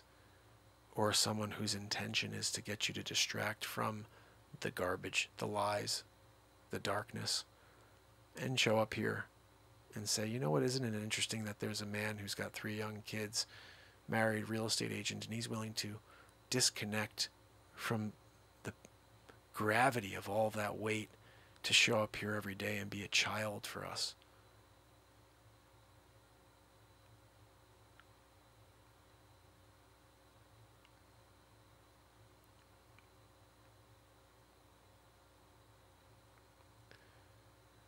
Yeah, a lot of the people outside are the people who actually take the time to watch and see the mannerisms and listen to the comedic side of things will be those others that are laughing at, what, this idiot, are you kidding me? He's 43, he's doing Batman? Like, what is, really?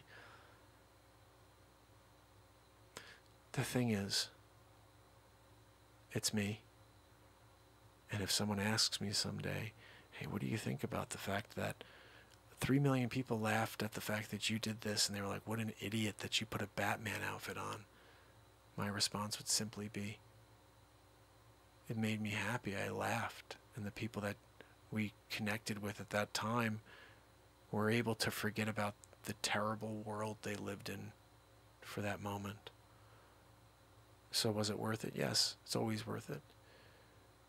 If I fail at anything on this show, it's worth it because it's a journey. You're coming along with me. I don't know what I'm going to do second by second, even in this moment, I have no idea what words are coming out of my mouth right now. I won't know until I listen back later. This is what I call the second happening. And I can't control it. I don't know what I'm going to say. I just know that the words are meant to be spoken. The question is, will you share them so the world can hear them?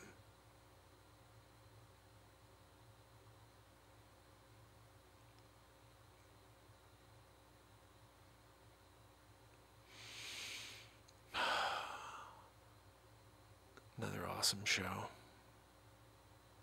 I think I have to play you one more song here. It's 12:12. I'm going to play you one more song here. This one right here. Let's see. I hope you guys stick around for this. We've released so many amazing songs this year. There's right now 7 albums. The 8th album comes out in 2 days. All you got to do is type in Mark Pires on any platform, and you will find all my music. Right now there's 91 songs from 2021.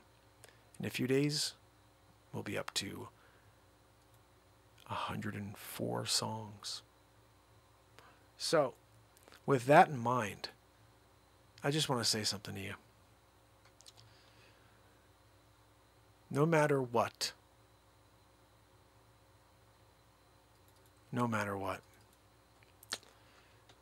you can't stop this train.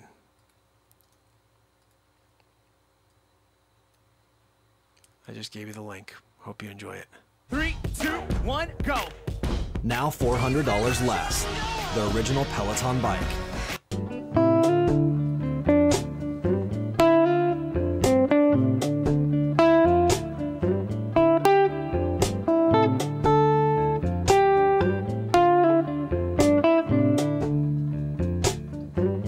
Sunday night.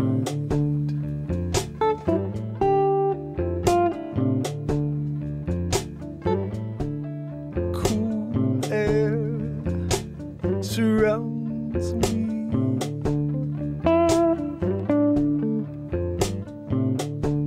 No, wait until tomorrow. No, waiting for the world to come. We go to be more involved in the change of the guard. You see people all complacent these days. Fooled by some simple lies masking fear. It's just too much to overcome for anybody who's got their head on the tube, looking for the answers. They're giving you what they want you to think about, what they want you to fear.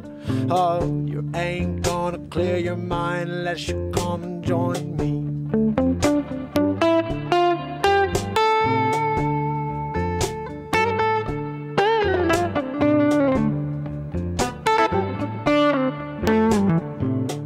Broadcasted to the world. Broadcasted. Don't stop the light.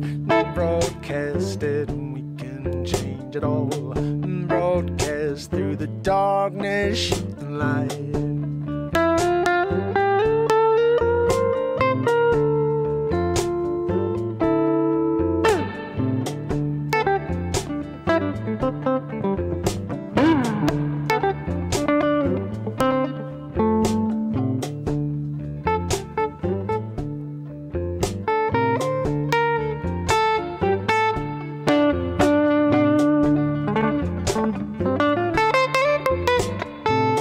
The sun begins to rise.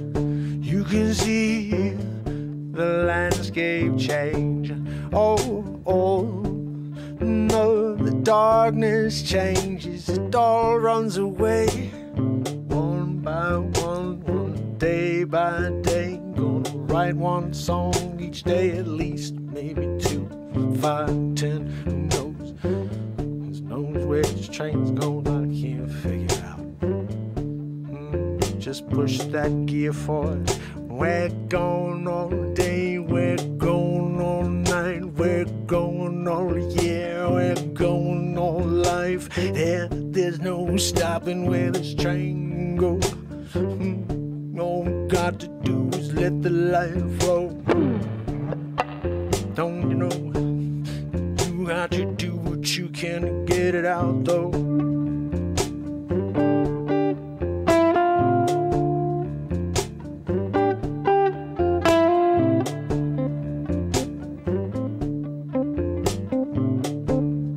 We got to find our way into the moment, yeah. Everything good comes from the second, yeah. And everything else is meant to distract you. Just keep them in their heads, yeah. Put their head down on that screen, give them what they need, yeah.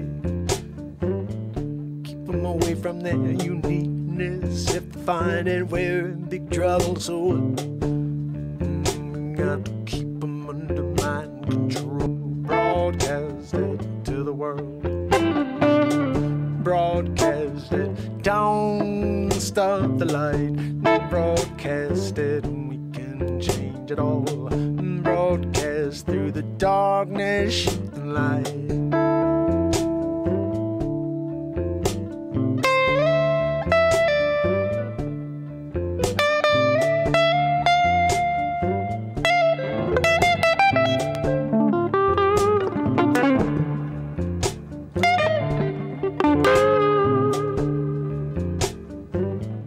Trying to distract you from the truth.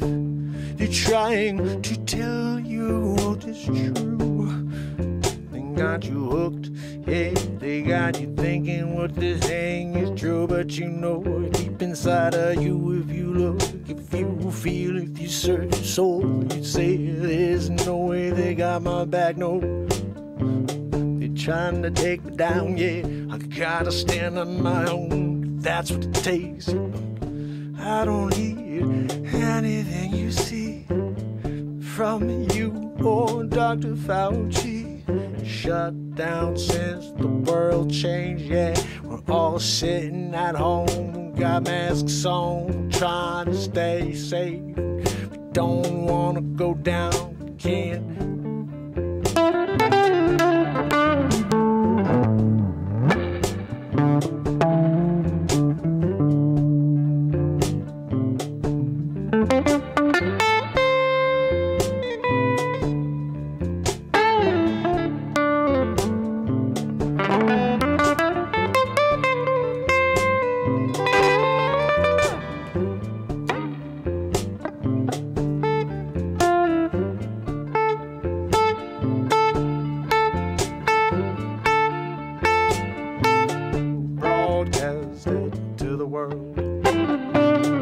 Broadcasted, don't stop the light.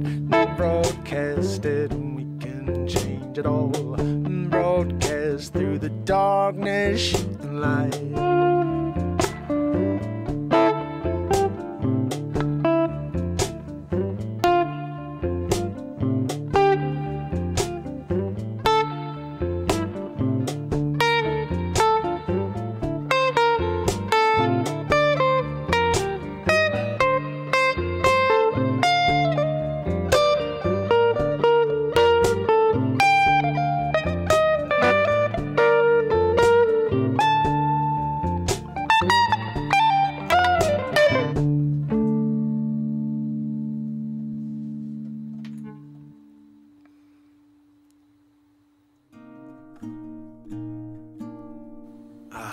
Jeez.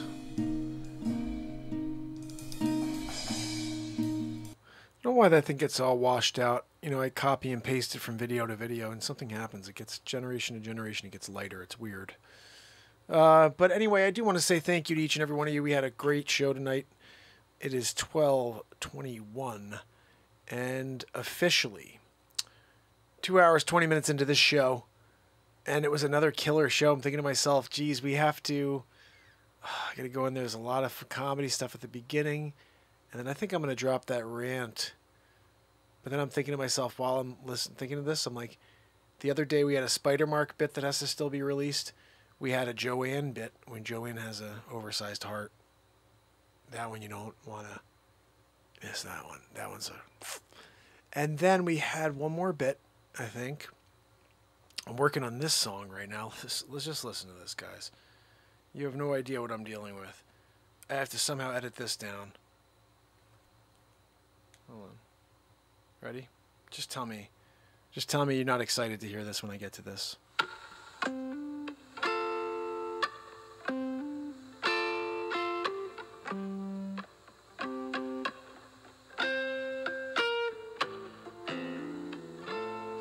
What?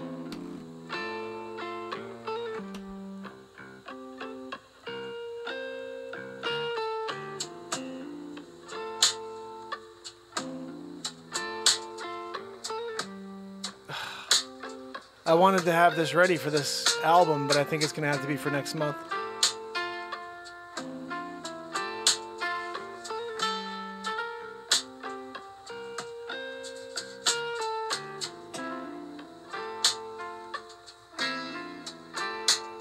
It's dragging, but I like it. It drags nicely. Oh, summer days, we're hanging out, yeah, we're getting along. We don't make sense to the narrative. No, we don't. They all say we hate each other. What? We don't make sense of the narrative because they say we all hate each other. Every single lyric and every single song, it's 2:22, 2 hours, 22 minutes into the show. Synchronicity in the mofo. And I'll tell you, you just got to go to the playlist. Let me tell you real quick. When you go to the Mark Pires music playlist, there are 267 songs in there. 267 songs, live performances. And I mean, I'm talking about 92 of them have been on an album, or 91 have been on an album so far. But this goes, I mean, there's all kinds of crazy stuff here, guys. I got Christmas stuff from last year. Man. Oh, here's one that has to be released still. Pure Imagination. You know what? I'm going to play this for you. You guys have to tell me if this is worthy enough to go on this album. Because right now we need like 2 more songs for this album. And I came up with this one. I didn't use it because I think one of the lines or 2 of the lines I wasn't in love with. I may re-edit it like I did with the other song from the other day. Let me know. I'm going to play this for you. Let me know what you think. I don't know what I'm doing. We should be Vaping made my anxiety worse. Here we go. Last song, seriously. We are gonna do a shopping spree haul from Kohl's. You guys know it is our favorite retail.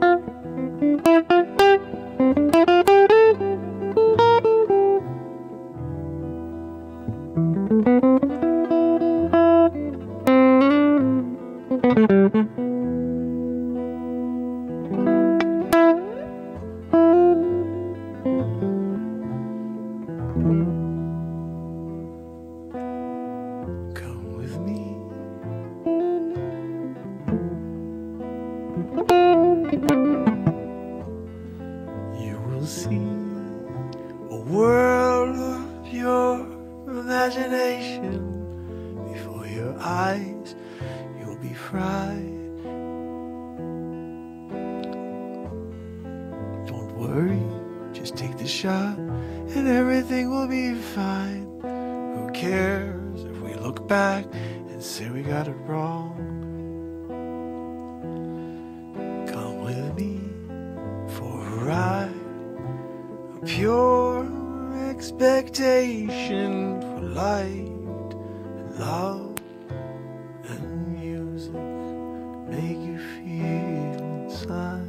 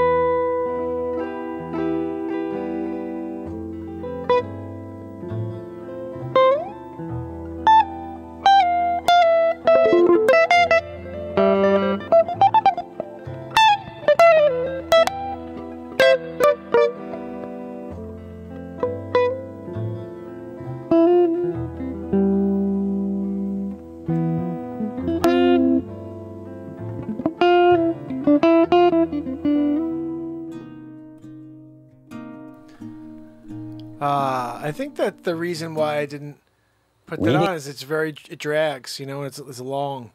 So I probably won't put it on the album. But I hope you enjoyed it.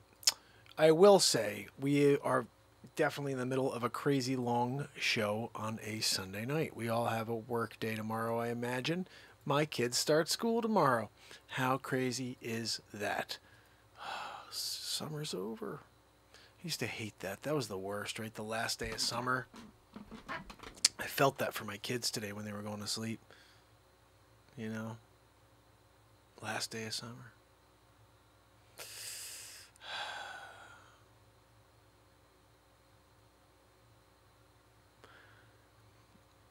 Yeah, Verte, you're right. You know, in general, and it's funny, everything I was writing for you guys was based on, I don't even know if it was, but I specifically went over to 432 tuning on my guitars. So from here on forward, everything that I'm going to be writing is going to be in the balance of the universe.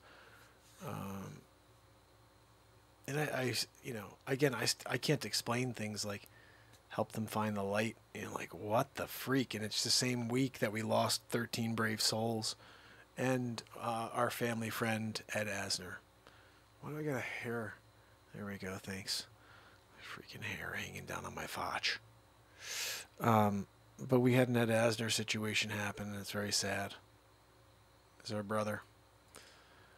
And I just feel honored that I had a chance to speak to him the last couple months of his life, you know. And I was going to say that when Susan Donahue came on, I really wished that I had a chance to call and say, "Hey Ed, do you want to come on?" I just didn't. I wouldn't have done that. But if she asked me to, I would have. But I was in the middle of playing her songs, so that's how that goes. Ah, jeez. So how's everybody doing? I hope you guys are doing well. This was an awesome show, and I'm tempted to play one more for you, but it is 1, 2, 3, 4. Yeah, that means it's an ender for us. When it's 1, 2, 3, 4, 1234, that's like when you're like, okay, synchronicity time. People think synchronicities are only like 222s, 444. You know, 1, 2, 3, 4 is also another one. That's the universe tell you, get that number 5 going. 1, 2, 3, 4. You be number 5. That's what I'm saying.